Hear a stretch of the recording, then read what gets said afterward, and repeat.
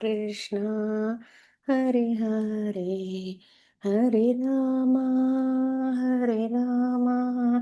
Rama Rama Hare Hare Hare Krishna Krishna Krishna Hare Hare Hare Rama Rama Rama Hare Hare Hare Krishna Hare Krishna devotees எல்லாருக்கும் வணக்கம். நம்ம Bhagavad Gita L2ல் level 2ல் இருக்கோம் கிளாஸில். அதில் நம்ம இன்னைக்கு வந்து சாப்டர் 5 நம்ம பார்க்க போகிறோம், கிருஷ்ணாவோட பிளெஸ்ஸிங்ஸில். ஹரிபோல். அதுக்கு முன்னாடி நம்ம மங்களாச்சரன் ஆஃபர் பண்ணிடலாம். மாணிக்கல்லி மாதாஜி ஆஃபர் பண்ணி கொடுக்குறீங்களா? माताजी। ஹரே கிருஷ்ணா. हरे कृष्ण माताजी। ओम नमो भगवते वासुदेवाय। ओम नमो भगवते वासुदेवाय। ओम नमो भगवते वासुदेवाय। ओम अज्ञानतिमिरान्धस्य ज्ञानाञ्जन शलाकया चक्षुरुन्मीलितं येन तस्मै श्रीगुरवे नमः। श्री चैतन्य मनोभीष्टं स्थापितं येन भूतले स्वयं रूपकदा मह्यं ददाति स्वपदान्तिकं। वन्देऽहं श्रीगुरोः श्रीयुतपदकमलं श्रीगुरुन् वैष्णवांस श्रीरूपं साग्रजातं सहगण रघुनाथान्वितं दंशजीवं साद्वैतं सावधूतं परिजनसहितं कृष्णचैतन्यदेवं श्रीराधाकृष्णपादान् सहगण ललिता श्रीविशाखान्वितांस। हे कृष्ण करुणा सिन्धु दीनबन्धु जगत्पते गोपेश गोपिकान्ता राधाकान्ता नमोऽस्तुते। तप्तकाञ्चन गौरांगी राधे वृन्दावनेश्वरी वृषभानुसुते देवी प्रणमामि हरिप्रिये।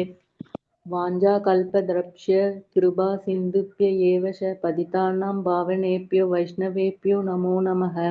जय श्री कृष्ण चैतन्य प्रभु नित्यानंद श्री अद्वैत गदाधर श्रीवासादि गौरव भक्तवृंद। हरे कृष्णा कृष्ण कृष्णा हरे हरे हरे राम राम राम हरे हरे। हरे कृष्णा कृष्ण हरे हरे हरे राम राम राम हरे हरे। हरे कृष्णा माताजी। ஹரே கிருஷ்ணா மாதாஜி. ஹரிபோல். அழகாக ஆஃபர் हरे பண்ணி. कृष्ण माताजी, धारणी माताजी, हरे कृष्णा माताजी, ஹரே श्रीदेवी கிருஷ்ணா माताजी। ஸ்ரீதேவி மாதாஜி, பிரணாஸ் மாதாஜி, எப்படி இருக்கீங்க? நல்லா இருக்கேன் மாதாஜி, நீங்க எப்படி இருக்கீங்க மாதாஜி? கிருஷ்ணாஸ் பிளெஸிங்ஸ் மாதாஜி. ஹரே கிருஷ்ணா. வந்துட்டீங்களா மாதாஜி? ஆச்சு மாதாஜி, 1 வீக் ஆகுது. Okay, thank you Mataji. அப்புறம் பேசுறேன் மாதாஜி. Okay, Hare thank you Mataji. அவசி- மாதாஜி, என்னையும் வேதவழின்னு ஒரு மாதாஜி இருப்பாங்க, அவங்க மாதிரி கோஹோஸ்ட் பண்ணுங்க மாதாஜி. அவங்க தான் அட்மின் மாதாஜி. அவசியம் மாதாஜி. ஹரே கிருஷ்ணா. Okay Mataji, thank you Mataji. ஹரே கிருஷ்ணா. மாதாஜி ஒரு நிமிஷம். Okay Mataji, thank you Mataji. நேத்திக்கு அவங்களும் நான் பண்ணவே இல்லை, ஆக்சுவலா மறந்துட்டேன். சாரி. ஓகே மாதாஜி. ஏன் மாதாஜி சாரில ஹரே கிருஷ்ணா. ஓகே, நான் பண்ணிட்டேன். ஸ்ரீதேவி மாதாஜி, வேதவழி மாதாஜி. தேங்க்யூ மாதாஜி. ஹரே கிருஷ்ணா. ஹரே கிருஷ்ணா. ஓகே. ஹரிபோல். நம்ம வந்து இப்போ சாப்டர் 5 நம்ம ஸ்டார்ட் பண்ண போகிறோம். கிருஷ்ணாஸ் பிளெஸ்ஸிங்ஸ் நல்லபடியாக நம்ம ஆஃபர் பண்ணிட்டோம். மங்களாச்சரன் பரம்பரைக்கு ஆச்சாரியர்களுக்கு பகவானுக்கு, ஏன்னா அவங்களோட பிளெஸ்ஸிங்ஸில் தான் நம்மளால் அண்டர்ஸ்டாண்ட் பண்ண முடியும் பகவத்கீதை. ஏன்னா டிரான்சண்டல் நாலேஜு, நம்ம எல்லாம் ஃபாலன் சோல்ஸு, கட்டுண்ட ஆத்மாக்கள். நம்மக்கிட்ட வந்து தவறுகள் இருக்கும், அப்புறம் வந்து எதுவும் புரிதல் இல்லாமல், ஒரு தெளிவு இல்லாமல் இருப்போம். அப்புறம் வந்து நிறைய இந்த சென்சஸ்லாம் கரெக்டாக வந்து ஐடென்டிஃபை பண்ணாது. பாம்பு வந்து கயிறு தெரியும், கயிறு பாம்பாக தெரியும். அந்த மாதிரி எல்லா சென்ஸுமே குறைபாடுகளோடு இருக்கும். அதுக்கப்புறம் ஏமாத்த வேறு செய்வோம், தப்பு பண்ணிட்டோன்னா, இல்லையா? ஸோ இந்த மாதிரி நம்மக்கிட்ட என்னென்னா குறைபாடுகளோடு உள்ள ஆத்மாக்கள் நம்மலாம். இந்த மாதிரிப்பட்ட ஆத்மாக்கள் நம்மலாம் பகவானோட மெசேஜ், அதுவும் கிருஷ்ணா அவங்களே நமக்கு கொடுத்த உபதேசம், அதை நம்ம அண்டர்ஸ்டாண்ட் பண்ணணும் அப்படின்னா கண்டிப்பாக அதுக்கு நமக்கு சக்தி வேணும், இல்லைங்களா? அந்த சக்தியை நம்ம பரம்பரைக்கிட்டே, இந்த ஆச்சாரியர்கள்கிட்டேருந்து நம்ம ப்ரே பண்ணி வாங்கிப்போம். அப்போ தான் நம்மளால் நல்லபடியாக அண்டர்ஸ்டாண்ட் பண்ண முடியும். அது அண்டர்ஸ்டாண்ட் பண்ணுறது மட்டும் இல்லாமல் அதை நம்ம என்ன பண்ணணும், லைஃப்பில் அந்த உபதேசங்களை நம்ம ஃபாலோ பண்ணணும். அதுக்குமே பலம் வந்து பகவான் கொடுக்கணும், பரம்பரை கொடுக்கணும், ஆச்சாரியர்கள் கொடுக்கணும். ஸோ அந்த வகையில் நம்ம வந்து மங்களாச்சரம் நம்ம ஆஃபர் பண்ணியிருக்கோம். ஸ்ரீ ஸ்ரீ ராதா கோவிந்தரோட அனுகிரகத்தில் நம்ம இன்னைக்கு சாப்டர் 5 நம்ம நல்லபடியாக பார்ப்போம். நேற்றுக்கு சாப்டர் 4 பார்த்தோம், ஞான யோகம் பார்த்தோம், டிரான்சென்டென்டல் நாலேஜ். அது வந்து நம்ம குருவை ஸ்வீகரித்து குருக்கிட்டேருந்து நம்ம வந்து நல்லபடியாக நம்ம ஆன்மீக அறிவை எடுத்துக்கணும் அப்படின்றது தான். அந்த மாதிரி எடுக்கும்பொழுது தான் அது வந்து தவறுகள் இல்லாமல் இருக்கும், நல்லபடியாக நம்மளை வந்து முக்தி மார்க்கத்துக்கு கொண்டு போகும், பக்தி மார்க்கத்துக்கு. சரிங்களா? ஸோ அதனால் நம்ம வந்து நேற்றுக்கு டிரான்சென்டென்டல் நாலேஜ்னால் என்ன, அதை நம்ம யாருக்கிட்ட இருந்து எப்படி எடுத்துக்கணும் அப்படின்றத நம்ம பார்த்தோம். நம்மக்கிட்ட ஒரு குவாலிஃபிகேஷன் இருக்கணும். என்ன குவாலிஃபிகேஷன் அப்படின்னா, நம்ம வந்து ஹம்பிளாக இருக்கணும், அப்புறம் வந்து நிறைய கேள்விகள்லாம் கேட்கணும், அதுக்கப்புறம் ஆன்மீகமான கேள்விகள், அதுக்கப்புறம் நம்ம வந்து குருவுக்கு சேவை பண்ணணும். இந்த 3 நம்மக்கிட்ட இருக்கணும். அப்போ தான் நம்மளால் என்ன பண்ண முடியும், அந்த நாலேஜை நம்ம குருக்கிட்டேருந்து நல்லபடியாக ஸ்வீகரிச்சிக்க முடியும். இது 3ல் ஏதாவது ஒன்று இல்லைனாலும், இந்த ஒரு பாத்திரம் இருந்து அதில் ஓட்டை இருந்ததுன்னா என்ன ஆகும், தண்ணி நிற்காது, கீழே போயிடும்.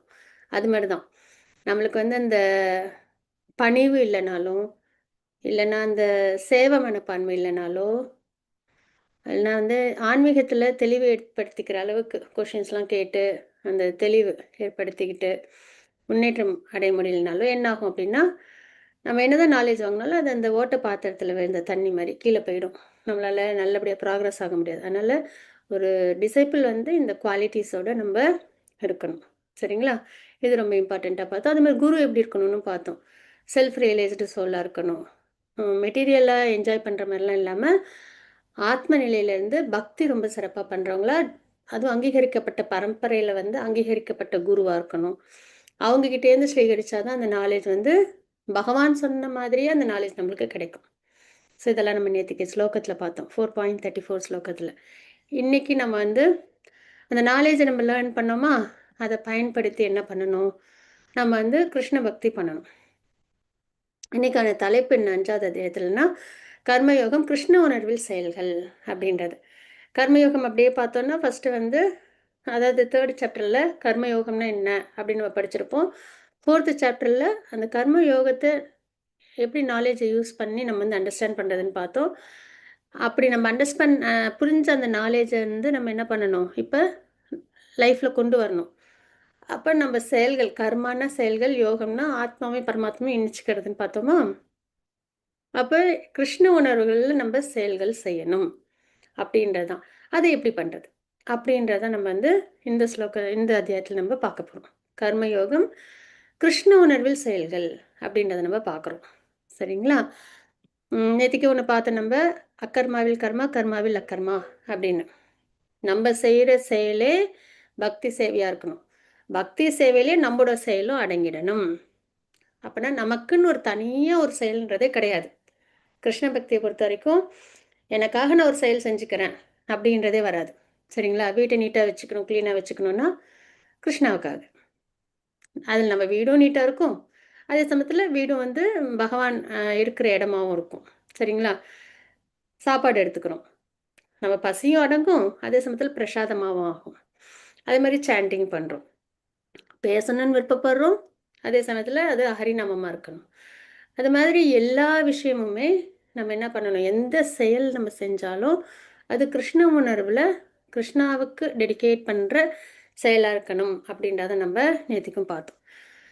இதெல்லாம் பேஸாக வச்சுட்டு நம்ம இப்போ 5வது அத்தியாயத்துக்கு நம்ம வருவோம். இதில் என்ன 5 செக்ஷன்ஸ் இருக்குது, 5.1லேருந்து 5.12 வரைக்கும். அதுக்கப்புறம் அதே மாதிரி பிரிவுகள் இருக்குது. ஃபஸ்ட்டு இருக்கிறது என்னென்னா, அந்த தாமரை இலையில் நீர் ஒட்டாததை போல், அதாவது எப்படி நம்ம வந்து பற்றுதல் இல்லாமல் இருக்கிறது அப்படின்றத நம்மளுக்கு சொல்கிற ஸ்லோகங்களாக நம்ம வந்து பார்க்க போகிறோம். சரிங்களா? இதில் ஃபஸ்ட்டு ஸ்லோகம் 5.1. ஹரே கிருஷ்ணா. ஸ்லோகம் யாரும் வாசிக்கிறாங்களா? மாதாஜி வாசிக்கிறீங்களா? பிரபுஜி வந்துட்டாங்க. பிரணாம்ஸ் பிரபுஜி.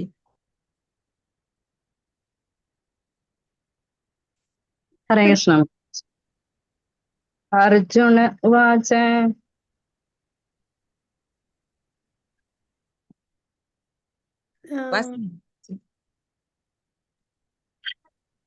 வேதவல்லி மாதாஜி, பிரபுஜி பிரபுஜி வந்துட்டு போயிட்டாங்க. சொல்லுங்க பிரபுஜியா. ஹரே கிருஷ்ணா மாதாஜி.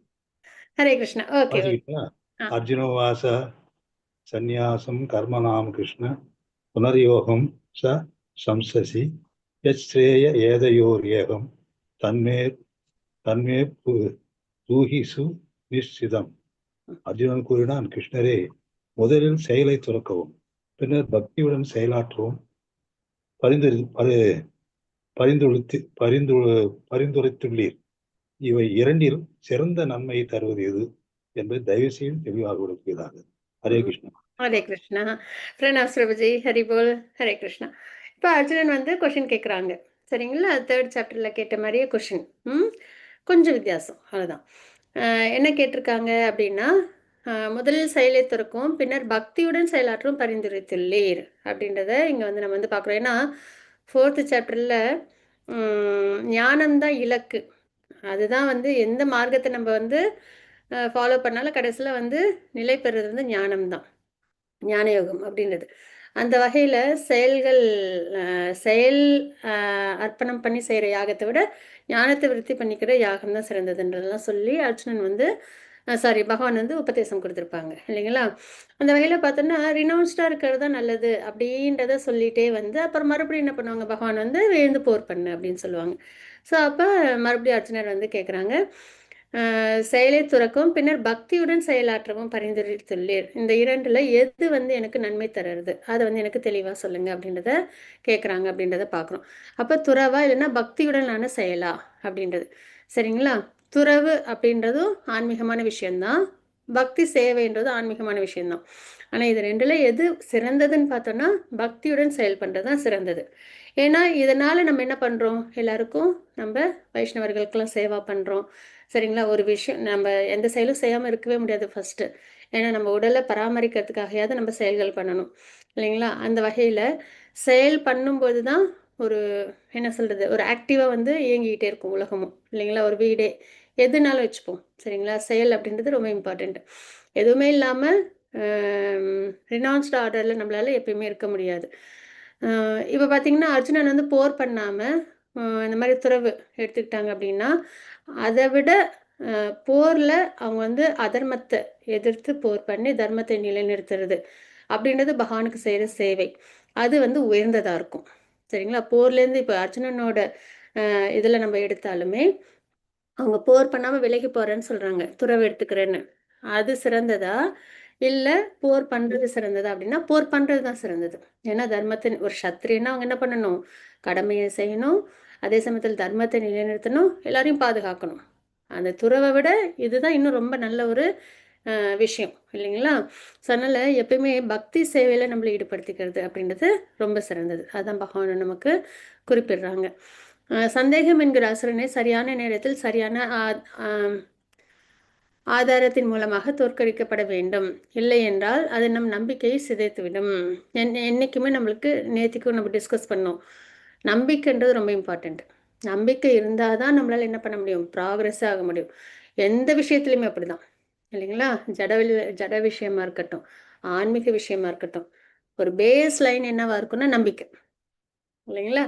ஸோ அந்த மாதிரி நம்மளுக்கு வந்து அந்த நம்பிக்கை நல்லா இருக்கணும், ஃபெய்த் நல்லா இருக்கணும் அப்படின்னா நம்ம வந்து சந்தேகம் அப்படின்றது இல்லாமல் இருக்கணும். நமக்கு அப்படி சந்தேகம் ஏற்படுது அப்படின்னா அதை நம்ம உடனே என்ன பண்ணிடணும், சரி பண்ணிடணும். அது நம்ம அப்படியே அந்த சந்தேகத்தை வச்சுக்கிட்டே இருந்தோம் அப்படின்னா அதுக்கு கொஞ்ச நாள் என்ன ஆகிடும், நம்ம நம்பிக்கைறது சிதைச்சிடும். சரிங்களா? அதனால் நம்ம வந்து எப்பயுமே தெளிவாக இருக்கணும். சந்தேகம் இருந்தால் தகுந்த அதிகாரியிடமிருந்து கேட்டு தெளியுங்கள் என்று அர்ஜுனன் நமக்கு கற்றுத்தருகிறார் அப்படின்றத நம்ம பார்க்குறோம். பகவத்கீதையில் பார்த்தீங்கன்னா ஆரம்பத்துலேருந்து அர்ஜுனர் என்ன பண்ணுவாங்க, பகவான்கிட்ட நிறைய கொஷின்ஸ் கேட்பாங்க சரிங்களா? பகவத்கீதை வந்து கான்வர்சேஷன், உரையாடல் முறையில் தான் வருது சரிங்களா? அதனால் நிறைய கொஷின்ஸ் கேட்பாங்க. நம்ம நேற்றுக்கும் பார்த்த ஸ்லோகத்தில் கேள்விகள் கேட்கணும் அப்படின்னு தான் நம்மளும் பார்த்தோம் இல்லையா? அதனால் சந்தேகம் இருந்ததுன்னா அதை நம்ம குரு கிட்ட நல்லபடியா கேட்டு அதுல தெளிவடையணும் அப்படின்றத நம்ம அர்ஜுனன் கிட்ட இருந்து நம்ம லெசனா நம்ம எடுத்துக்கிறோம். சரிங்களா? ஆன்மீக குரு கிட்ட 5.2 வேதவல்லி மாதாஜி 5.2 ஸ்லோகம் மாதாஜி. மாரியம்மாள் மாதாஜி வாசிங்க மாதாஜி. हरे कृष्ण माताजी. श्री भगवानुवाच संन्यासकर्मयोगच्च निःश्रेयसरावभौ तयोस्तु कर्म संन्यासात् कर्मयोगो विशिष्यते புருஷோத்தமராகிய முழுமுதற் கடவுள் பதிலுரைத்தார். செயலை துரத்தல், பக்தியுடன் செயல்படுதல் இரண்டுமே முக்திக்கு ஏற்றதாகும். ஆனால் இவை இரண்டில் செயலை துறப்பதை விட பக்தி தொண்டில் செயல்படுவது சிறந்ததாகும். ஹரே ஹரிபோல் கிருஷ்ண மாதாஜி. ஹரே கிருஷ்ணா. ஹரிபோல்.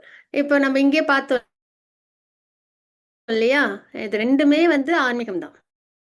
சரிங்களா? தவம் பண்ணி மனதை ஒருநிலைப்படுத்தி அதுல முன்னேற்றம் அடைஞ்சு முக்தி அடைகிற ஒரு மார்க்கம் உண்டு. இன்னொன்று சேவையில் ஈடுபட்டு நம்ம வந்து பக்தி சேவையில் ஈடுபட்டு முக்தி அடைகிற மார்க்கம்ன்றது இருக்கு. சரிங்களா? இது ரெண்டுமே ஆன்மீகம் தான். ஆனால் இதை விட இது உயர்ந்தது. அதுதான் வந்து நமக்கு பகவான் வந்து குறிப்பிடுறாங்க இந்த ஸ்லோகத்திலையும். செயலை துரத்தல், பக்தியுடன் செயல்படுதல் இரண்டுமே முக்திக்கு ஏற்றதாகும். அதுக்கு தான் ஒரு எக்ஸாம்பிள் சொல்லுவாங்க. இப்போ நம்ம வீட்டில் நம்ம ஃபேமிலி மெம்பர்ஸ் இருக்கோம். சரிங்களா? நம்ம வந்து எப்பயுமே என்ன பண்ணுவோம், நம்ம குழந்தைங்கள பார்த்துப்போம், வீட்டை பார்த்துப்போம், ஹஸ்பண்டை பார்த்துப்போம், ஒய்ஃபை பார்த்துப்போம், அது மாதிரி அப்பா அம்மாவை பார்த்துப்போம், இன்லாஸை பார்த்துப்போம். அவங்களுக்கு வேணுங்கிறதெல்லாம் நம்ம செய்வோம். அதுதான் என்ன பண்ணுறது, அதுதான் என்ன பண்ணணும், நம்மளோட அன்பை அது வெளிப்படுத்தும் இல்லைங்களா? அதே வந்துட்டு எனக்கு எல்லாரையும் பிடிக்கும், என்னோட குழந்தைங்கள பிடிக்கும், என்னோட ஹஸ்பண்டை பிடிக்கும், என்னோட ஒய்ஃபை பிடிக்கும், இன்லாஸ் பேரண்ட்ஸ்லாம் பிடிக்கும். ஆனால் நான் எதுவும் செய்ய மாட்டேன் அவங்களுக்காக. நான் வந்து எனக்கு பிடிக்கும், செய்ய மாட்டேன், எந்த சேவையும் செய்ய மாட்டேன், அவங்களுக்கு வேண்டியதையும் நான் செய்ய மாட்டேன் அப்படின்னா அது ரொம்ப வேண்டுதா? கண்டிப்பாக யாருக்கு என்ன வேணுமோ அதை நம்ம செய்வோம் இல்லையா? பார்த்து பார்த்து செய்வோம். அதுதான் உயர்ந்தது இல்லையா? ஒரு ஒரு அன்பு வந்து அதில் தான் வந்து நம்மளால நிலைச்சு கொண்டு வர முடியும். ஸோ அது மாதிரி தான் ரினௌன்ஸ்டாக இருக்கிறது அப்படின்றது ஒரு வகை. அதை விட உயர்ந்தது பக்தி சேவையில் நம்மளை ஈடுபடுத்திக்கிறது அப்படின்றத பகவான் ரொம்ப அழகாக நம்மளுக்கு சொல்கிறாங்க. அதனால் செயலை துறக்கவே கூடாது. நம்ம வந்து செயல் அப்படின்றத துறக்கவே கூடாது. ஆனால் அந்த செயலையே நம்ம எப்படி பக்தி மார்க்கமாக செய்கிறது, பற்றுதல் இல்லாமல் செய்கிறது, நம்மளுக்கு கர்ம பலன் இல்லாத மாதிரி செய்கிறது அப்படின்ற அந்த ஒரு ட்ரிக்கு அதுதான் நம்ம பகவத்கீதையில் தெரிஞ்சுக்கிறோம். சரிங்களா? அதனால் ஆன்மீகம் அப்படின்னாலே துறவு, எல்லாத்தையும் விட்டுட்டு நம்ம அப்படியே ஒதுங்கி இருக்கணும் அப்படின்றதே கிடையாது. அதுவும் நம்ம கிருஷ்ணா கான்ஷியஸ்னஸில் இருக்கோம், கிருஷ்ண பக்தியில் இருக்கோம்னா எல்லாமே நமக்கு வேணும். எதையுமே வேண்டான்னு ஒதுக்கவே கூடாது. ஏன்னா எல்லாமே கிருஷ்ணாவோடது. ஆனால் அதை நம்ம என்ன பண்ணணும், கிருஷ்ண சேவையில் கொண்டு வரணும். அதுதான் இப்போ நம்ம சரீரம் இருக்குது, அந்த சரீரத்தை கிருஷ்ண சேவையில் கொண்டு வரணும். நம்மக்கிட்ட பணம் இருக்குது, கிருஷ்ண சேவையில் கொண்டு வரணும். நம்மக்கிட்ட ஃபேமிலி மெம்பர்ஸ் இருக்காங்க, அவங்கள பக்தி மார்க்கத்தில் நம்ம கொண்டு வரணும். எந்த ஒரு விஷயம் நம்மக்கிட்ட இருந்தாலும் அதை கிருஷ்ண சேவையில் நம்ம கொண்டு வந்தோம் அப்படின்னா அது சரியான ஒரு முறையாக வரும். சரிங்களா? அதனால் பக்தி தொண்டில் செயல்படுதல் அப்படின்றது தான் ரொம்ப உயர்ந்தது அப்படின்றத நம்ம தெளிவாக தெரிஞ்சுக்கிறோம். திவ்யமானது பாப விலைகளிலிருந்து விடுவிக்கக்கூடியது அப்படின்றத நம்ம இங்கே தெரிஞ்சுக்கிறோம். ஒருவர் அனைத்தையும் துறந்தவரோ அல்லது தன்னிலையில் இருப்பவரோ எதுவாக இருந்தாலும் அவர் கிருஷ்ண உணர்வில் உள்ளாரா என்பதுதான் முக்கியம் அப்படின்றத நம்ம இங்கே பார்க்குறோம். சரிங்களா? எந்த வகையில் நம்ம இருந்தாலும் நம்ம வந்து கிருஷ்ண பக்தியில் இருந்தோம் அப்படின்னா அது வந்து சரியான முறையாக இருக்குது அப்படின்றத தெரிஞ்சுக்கிறோம். 5.3 ஸ்லோகம் மாதாஜி, வேதவல்லி மாதாஜி. நந்தினி மாதாஜி வாசிச்சு கொடுங்க. ஹரே கிருஷ்ணா. மாதாஜி ஹரே கிருஷ்ணா. மாதாஜி அர்ஜுனன் துறவு பூண்டு போனாலும் கூட அங்கேயும் போய் மான வேட்டையாடுவார் பிரபுஜி. ஹரே கிருஷ்ணா. அவரால் அதை செய்ய இருக்க முடியாது பிரபுஜி. மாதாஜி ஹரே கிருஷ்ணா. ஆமா மாதாஜி, ஏன்னா அந்த குணம் வந்து வெளியில வந்துடும். அந்த குணம் வந்து வெளியே, அதுதான் பகவான் சொல்லுவாங்க, நீ வந்து துறவு நீ மேற்கொண்டா கூட உன்னோட அந்த சத்திரியன் அந்த குணம் வந்து வெளியில வந்துடும். அதுக்குதான் அடுத்த வர்ணாசிரமத்தை எடுத்து சரியா பண்றதை விட நம்மளோட குறை இருந்தாலும் பரவாயில்ல, தோஷம் அதை நல்லபடியா பண்ணணும். ஹரிபோல் மாதாஜி. ஹரே கிருஷ்ணா. மாதாஜி வாசிச்சு கொடுங்க மாதாஜி. விக்னேயச நித்ய சந்நியாசயேன ஏஷஸ்தின காங்ஷேதி நிர்வந்தவோயி மகாபாஹோ சுகம் பரந்தோ முச்செந்ததே. எவன் ஒருவன் தனது செயல்களின் விளைவுகளில் விருப்பு வெறுப்பு அற்றவனோ அவனே நிரந்தர சந்நியாசியாவான். பலன் பொருந்திய புலன்கள் உடைய அர்ஜுனன் எல்லா இருமைகளிலிருந்து விடுபட்டுள்ள அத்தகைய பௌதிக பந்தங்கள் எளிதில் வென்று முழுமையாக முக்தியடைகிறான். ஹரே கிருஷ்ணா. ஹரே கிருஷ்ணா. அப்ப சந்நியாசம்ன்றது என்ன அப்படின்றத நம்ம இங்க தெரிஞ்சுக்கிறோம். பகவான் சொல்றாங்க.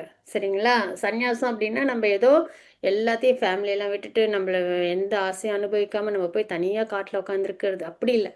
அப்படிதான். ஆனால் ஒரு இமேஜினேஷன் நமக்கு எப்பயும் இருக்கும். ஏன்னா துறவு அப்படின்னாலே காட்டில் தனியாக உட்காந்து தவம் பண்ணுறது அப்படின்னு தான் நம்ம நினைப்போம் இல்லையா? ஆனால் குடும்ப வாழ்க்கையில் இருந்தாலுமே நம்ம அந்த பற்றற்ற நிலையில் இருந்தோம் அப்படின்னா அதுவே சந்நியாசம் அப்படின்றது தான். சரிங்களா? அப்போ எவனொருவன் தனது செயல்களின் விளைவுகளில் விருப்பு வெறுப்பு அற்றவனோ கடமையாக செய்கிறது, சாஸ்திர முறைப்படி பண்ணுறது, தர்மத்தின்படி வாழறது, இந்த மாதிரி விஷயங்களை நம்ம செஞ்சு நம்ம இந்த இருக்கிற இந்த ஃபேமிலியிலேயே சரிங்களா பற்றற்று நம்ம இருக்கிறோம். அதாவது லாப நஷ்டம் அதை பற்றி யோசிக்காமல் கடமையை செய்கிறது, அந்த மாதிரி இருக்கும் அந்த ஒரு நிலை தான் சந்நியாசம் அப்படின்னு நம்ம இங்கே பார்க்குறோம். பலம் பொருந்திய இப்போ எங்களுடைய ஆச்சுன்னா எல்லா இருமைகளிலிருந்தும் விடுபட்டுள்ள விருப்பு வெறுப்பு அப்படின்னால என்ன இருமைகள் இல்லையா? டிஃப்ரென்ஷியேட் பண்ணு. எனக்கு உங்களை பிடிக்கும், எனக்கு உங்களை பிடிக்காது, இது குளிர், இது வெப்பம், இது மானம், இது அவமானம், நண்பன் விரோதி, இந்த மாதிரி நம்ம வந்து டிஃப்ரென்ஷியேட் பண்ணுறோமா? இதுதான் வந்து இருமைகள் அப்படின்னு. ஆனால் அந்த இருமைகள் அப்படின்றதே இருக்கக்கூடாது. ஏன்னா பக்தியில் வர வர எல்லாருமே சமம் அப்படின்றது தான். எல்லாமே பகவானோட எனர்ஜி அப்படின்றது. சரிங்களா? ஸோ அந்த வகையில் இந்த இருமைகள் அப்படின்றதுலேருந்து நம்ம வெளியில் வரணும். இதெல்லாம் தியரட்டிக்கலாக நம்ம சொல்லும் போது ஓகே அப்படின்ற மாதிரி இருக்கும். ஆனால் ப்ராக்டிக்கலாக அப்ளை பண்ணும்போது ஃபுட்டுலேயே கூட எனக்கு ஸ்வீட்டு பிடிக்கும், எனக்கு கசப்பு பிடிக்காது அப்படின்ற ஒரு எண்ணம் வந்து நம்மளுக்கு உண்டு. பட் இருந்தாலும் என்னென்னா முடிஞ்ச வரைக்கும் இருமைகளில் நம்ம வந்து இருக்கக்கூடாது அப்படின்றத ரொம்ப முக்கியமான ஒரு விஷயம். அத்தகைய பௌதிக பந்தங்களில் எளிதில் வென்று முழுமையாக முக்தி அடைகின்றான் அப்படின்றத பார்க்குறோம். இப்போ ஃபார் எக்ஸாம்பிள் நம்மளுக்கு ஒருத்தவங்களுக்கு பிடிக்குதுன்னு வச்சுக்கோங்களேன், நம்ம என்ன பண்ணுவோம்? அவங்களுக்கு பிடிச்ச மாதிரி அவங்களுக்கு எல்லாம் நல்லதாக நம்ம பண்ணுவோம். இப்போ யாரையாவது நம்மளுக்கு பிடிக்கல அப்படின்னா என்ன பண்ணுவோம்? அவங்கள நம்ம ஹர்ட் பண்ணுவோம் பொதுவாக இல்லையா? அப்போ என்ன ஆகும்? பிடிக்குதுன்னு நல்லது செஞ்சாலும் அதுலேயும் நம்ம கர்ம பலன், பிடிக்கலன்னு நம்ம ஹர்ட் பண்ணி அவங்கள சிரமப்படுத்தினாலும் அதுலேயும் கர்ம பலன் உண்டு. அதனால் இந்த விருப்பு வெறுப்பு இல்லாமல் எல்லாத்தையும் சமமாக பார்க்கறது அப்படின்றது நம்மளுக்கு வந்து கர்ம பலன் கொடுக்காது அப்படின்றத தெரிஞ்சுக்கணும். இதெல்லாம் பார்க்க முடியுமா அப்படின்னா பை ப்ராக்டிஸு கொஞ்சம் கொஞ்சமாக நம்ம வந்து லேர்ன் பண்ணணும். அதுதான். சரிங்களா? எதுவுமே யாருக்குமே சொந்தமில்லை. அப்புறம் துறவு அப்படின்றது கேள்வி எங்கிருந்து வருகிறது அப்படின்றத நம்ம இங்கே பார்க்குறோம். இப்போ நம்ம ஃபேமிலி எடுத்துப்போமே, நம்ம நினைப்போம் நம்மளோட ஃபேமிலி அப்படின்னு நம்ம நினைப்போம். நம்ம ஒரு ட்ரீம் ஹவுஸ் வச்சுருப்போம், ஒரு கார் வச்சுருப்போம், ஒரு மொபைல், ஏன் அவ்வளோ தூரம் போகணும், மொபைல் வச்சுருப்போம், செல்ஃபோன் என்னது அப்படின்னு வச்சுருப்போம் இல்லையா? பற்றுதட்டோடு வச்சுருப்போம். ஆசையாக யார்கிட்டையும் ஷேர் கூட பண்ண மாட்டோம் நம்ம மொபைல்லாம். ஆனால் இங்கே என்ன அப்படின்னா எதுவுமே நமக்கு சொந்தமில்லை. ஏன்னா நம்ம எல்லாமே நமக்கு பகவான் கொடுத்தது தான். நம்மளே பகவான்கிட்டே தான் வந்திருக்கோம். எதெல்லாம் இருக்கோ அதெல்லாம் பகவான் உருவாக்குனது தான். ஸோ அப்படி இருக்கும்போது துறவு அப்படின்றதுக்கு கேள்வி நம்மளோடதாக இருந்தால் தானே துறவு, எல்லாமே பகவான்து. அப்படி இருக்கும்போது அதில் நம்மளுக்கு பற்றுதல் வர்றதுக்கு வாய்ப்பே இல்லை இல்லைங்களா? அந்த மாதிரி வர்றதுன்றது தவறான ஒரு விஷயமா நம்ம பார்க்குறோம். இப்போ இன்னொருத்தவங்களோட மொபைல் எடுத்து வச்சுட்டு என்னதுன்னு நம்ம சொல்லுவோமா? மாட்டோம், சொல்லவே மாட்டோம். ஏன்னா அது அவங்களோடது. அது மாதிரி எல்லாமே பகவானோடது அப்படின்னும்போது அப்புறம் நம்ம என்ன துறக்கிறதுக்கு அங்கே ஒன்றுமே இல்லைல்ல. அதை தான் நம்ம இங்கே வந்து தெரிஞ்சுக்கிறோம். உண்மையில் துறவி ஜடப்பட்டுதலை எப்படி கடக்கிறார் அப்படின்னா இதுதான் இந்த கோர் பிரின்சிபல். சரிங்களா? எதுவுமே நம்மளது இல்லை, எல்லாமே பகவானது அப்படின்றத நான் அவங்களோட எண்ணமாக இருக்கும். உண்மையான துறவி ஜடப்பட்டதில் எவ்வாறு கிடைக்கிறார்? பக்குவமான திவ்யமான அறிவு, எல்லாத்தையுமே பகவானோட அம்சமாக பார்க்கறது. சரிங்களா? இன்றைக்கி இந்த சாப்டர்லேயே வர ஸ்லோகத்துலேயே 5.18 நம்ம பார்ப்போம். எல்லாத்தையுமே சமமாக பார்க்கறது எப்படி அப்படின்றது. தெளிந்த அறிவுடைய பிராமணன் வந்து எப்படி பார்ப்பாங்கன்னா எல்லாத்தையும் சமமாக பார்ப்பாங்கன்னு. அப்போ அந்த சமமாக பார்க்கறதுக்குன்னு ஒரு நாலேஜ் இருக்கும்ல, அந்த பக்குவமான திவ்யமான அறிவு அப்படின்றது நமக்கு வேணும். கிருஷ்ணர் முழுமை தான் அவரது மிக சிறிய பகுதி அப்படின்றத நம்ம தெரிஞ்சுக்கணும். அதுக்கு தான் இந்த பிக்சர் நம்ம பார்க்குறோம். சரிங்களா? இப்போ கடல் இருக்குது, அதில் ஒரு ட்ராப் இருக்குது. கடல் தண்ணின்றது ரொம்ப அதிகம், அதே அந்த துளி ஒரு துளி ட்ராப் வாட்டர் அப்படின்றது ரொம்ப சின்னது இல்லைங்களா? ஸோ நம்மளாம் வந்து அந்த ட்ராப் ஆஃப் வாட்டர் மாதிரி தான். பகவான் எப்படின்னா இந்த கடல், நம்மளாம் அந்த துளி, அந்த ஒரு ட்ராப் ஆஃப் வாட்டர். சரிங்களா? அந்த அளவு நம்மளுக்கு புரிதல் இருக்கணும். திவ்யமான ஞானம் நமக்கு எங்கேருந்து கிடைக்குன்னா பகவத்கீதை பாகதமில் வாசிக்கும்போது கிடைக்கும். அந்த மாதிரி ஞானத்தை நம்ம வளர்த்துக்கும் போது பகவான் வந்து விபு, நம்ம அணு அப்படின்றத நம்ம தெரிஞ்சுப்போம். பகுதி என்றுமே முழுமைக்கு ஈடாகாது. இந்த ஒரு துளி வா தண்ணி இருக்கு இல்லையா? இது வந்து கடலுக்கு ஒப்பாகுமா அப்படின்னா ஆகாது. இல்லைங்களா? என்னதான் இருந்தாலும் இது பெருசு. நல்லா பறந்து விரிஞ்சிருக்கும். கடல் பிரம்மாண்டமா இருக்கும். ஆனா, அந்த ஒரு துளி தண்ணீன்றது ஈடாகாது. கடலோட ஒப்பிடவே முடியாது. இது ரொம்ப விபு, அணு அப்படின்னு சொல்லுவாங்க. பகவான் வந்து விபு, அன்லிமிட்டெட். நம்ம வந்து ஆத்மா வந்து அணு, ஒரு குட்டி பகுதி. கிருஷ்ணர் எதையெல்லாம் அளிக்கின்றாரோ அதை அவருடைய சேவையில் ஈடுபடுத்துவேன் அப்படின்றத அவங்க வந்து புரிஞ்சு நடந்துப்பாங்க. சரிங்களா? அதுதான் நம்மகிட்ட என்னெல்லாம் இருக்கோ அதை நம்ம கிருஷ்ண பக்தியில் நம்ம அதை கொண்டு வரணும் அப்படின்றது. நம்மளோட அறிவு, நம்மளோட தாட்ஸு, நம்மளோட புலன்கள் எல்லாமே, அதுக்கப்புறம் நம்மக்கிட்ட இருக்கிற ஃபேமிலி அசட்டு எல்லாமே நம்ம என்ன பண்ணணும், கிருஷ்ணரோட சேவையில் நம்ம கொண்டு வரணும். ஏன்னா எல்லாமே நம்மளுக்கு கொடுத்தது பகவான் தான் அப்படின்றத நம்ம தெரிஞ்சுக்கிறோம். 5.4 ஸ்லோகம் மாதாஜி. ஹரே கிருஷ்ணா மாதாஜி. ஹரே கிருஷ்ணா. சாங்கிய யோகௌ ப்ருத்பாலா பிரவதந்தி ந பண்டிதாக ஏகமப்யாஸ்தித சம்யக் உபயோ விந்ததே பலம். பக்தி தொண்டு, கர்மயோகம், ஜட உலகின் ஆய்வு அறிவிலிருந்து சாங்கிய யோகத்திலிருந்து வேறுபட்டது என்று அறிவற்றோரே பேசுவர். எவன் ஒருவன் தன்னை இவ்விரண்டு பாதைகளில் ஏதேனும் ஒன்றில் முழுமையாக ஈடுபடுத்துகிறானோ அவன் இரண்டின் பலனையும் அடைகிறான் என்று உண்மையான பண்டிதர்கள் கூறுகின்றனர். ஹரே கிருஷ்ணா. ஹரிபால் மாதாஜி. ஹரே கிருஷ்ணா. கர்மயோகம் அப்படின்றது இந்த பக்தி தொண்டில் ஈடுபட்டிருக்காங்க இல்லையா, அது ஒரு பாதை. இன்னொன்று வந்து சாங்கிய யோகம் அப்படின்றது ஜடோலகத்திலேருந்து பற்றற்று இருக்குது. சரீரம் வேறு ஆத்மா வேறுன்ற நிலையில வந்து அதுக்கப்புறம் அந்த திவ்யமான அந்த தவம் அந்த ஒரு நிலையில ஈடுபடுறது. சரிங்களா? இதெல்லாம் வேற வேறன்னு சொல்லுவாங்க. ஆனால் இந்த பாதை ரெண்டுமே என்னன்னா பகவான்கிட்ட தான் கொண்டு போகும். சரிங்களா? அதனால இவ்விரண்டு பாதையில் ஏதேனும் ஒன்றில் முழுமையாக ஈடுபடுத்துகின்றானோ அவன் இரண்டின் பலனையும் அடைகின்றான் என்று உண்மையான பண்டிதர்கள் கூறுகின்றனர் அப்படின்னு நம்ம பார்க்குறோம். நேற்றுக்கே நம்ம சாப்டர்ல என்ன பார்த்தோம், எந்த யாகம் நம்ம பண்ணாலும் கடைசியில் அது போய் சேர்றது என்ன, பகவான் கிட்ட தான். இல்லைங்களா? ஸோ அதனால அதாவது இப்போ நம்ம ஒரு ஊருக்கே போகிறோம்னா 2 வழி இருக்கும்ல, கடைசியில் போய் சேர்றது வந்து அந்த ஊருக்கு தான் போவோம். அந்த மாதிரி. அப்போ ஞானம் விஷ்ணுவே இலக்கு அப்படின்றதுல பார்க்குறாங்க. பக்தி தொண்டுலையும் விஷ்ணுவே இலக்கு அப்படின்றத நம்ம இங்கே பார்க்குறோம். படைப்பின் ஆத்மாவை கண்டுபிடிப்பது, பகவானுக்கு தொண்டு செய்வது. சரிங்களா? இது வந்து வெறும் அந்த சோல் ரிலேட்டடாக இருக்கும். ஞான யோகம் அப்படின்றது சோல் அதை வந்து ரியலைஸ் பண்ணி ஜட உலகத்திலேருந்து விலகி பிரம்மஜோதி அடையிறது இவங்களோட இலக்கு. அதே வந்து பக்தி சேவையில் ஈடுபடுறது அப்படின்றது என்னன்னா பகவானுக்கு சேவை பண்ணுறது. சரிங்களா? ஞான பாதை கடினமானது. ஏன்னா இதில் வந்து என்னென்னா ஜட உலகத்துலேருந்து விலகி இருக்கணும், புலன்களை கண்ட்ரோல் பண்ணணும், மனதை கண்ட்ரோல் பண்ணணும்.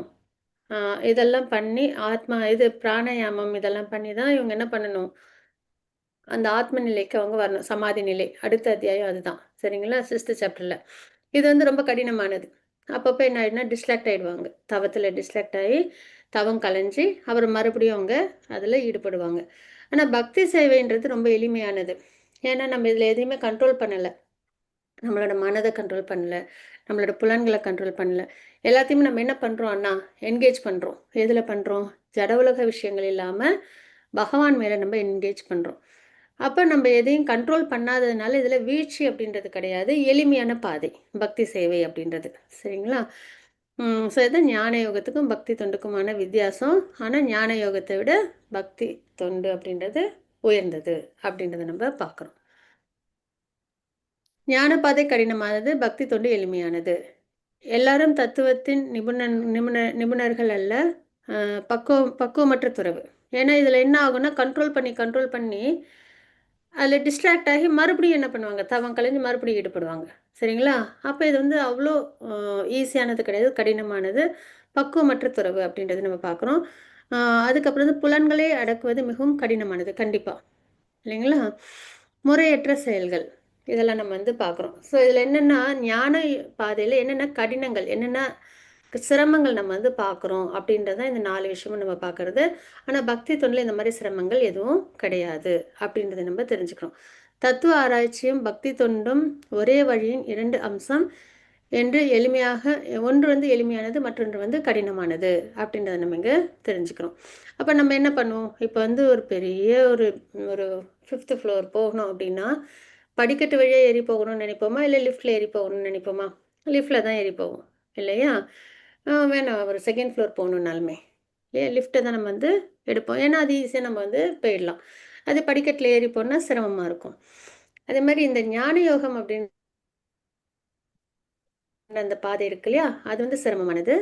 அப்போ நம்ம என்ன பண்ணணும்னா இந்த பக்தி யோகத்தை நம்ம வந்து தேர்ந்தெடுக்கணும். ஏன்னா ஞான யோகத்தில் இந்த மாதிரி சிரமங்கள்லாம் உண்டு அப்படின்றத நம்ம இங்கே பார்க்குறோம்.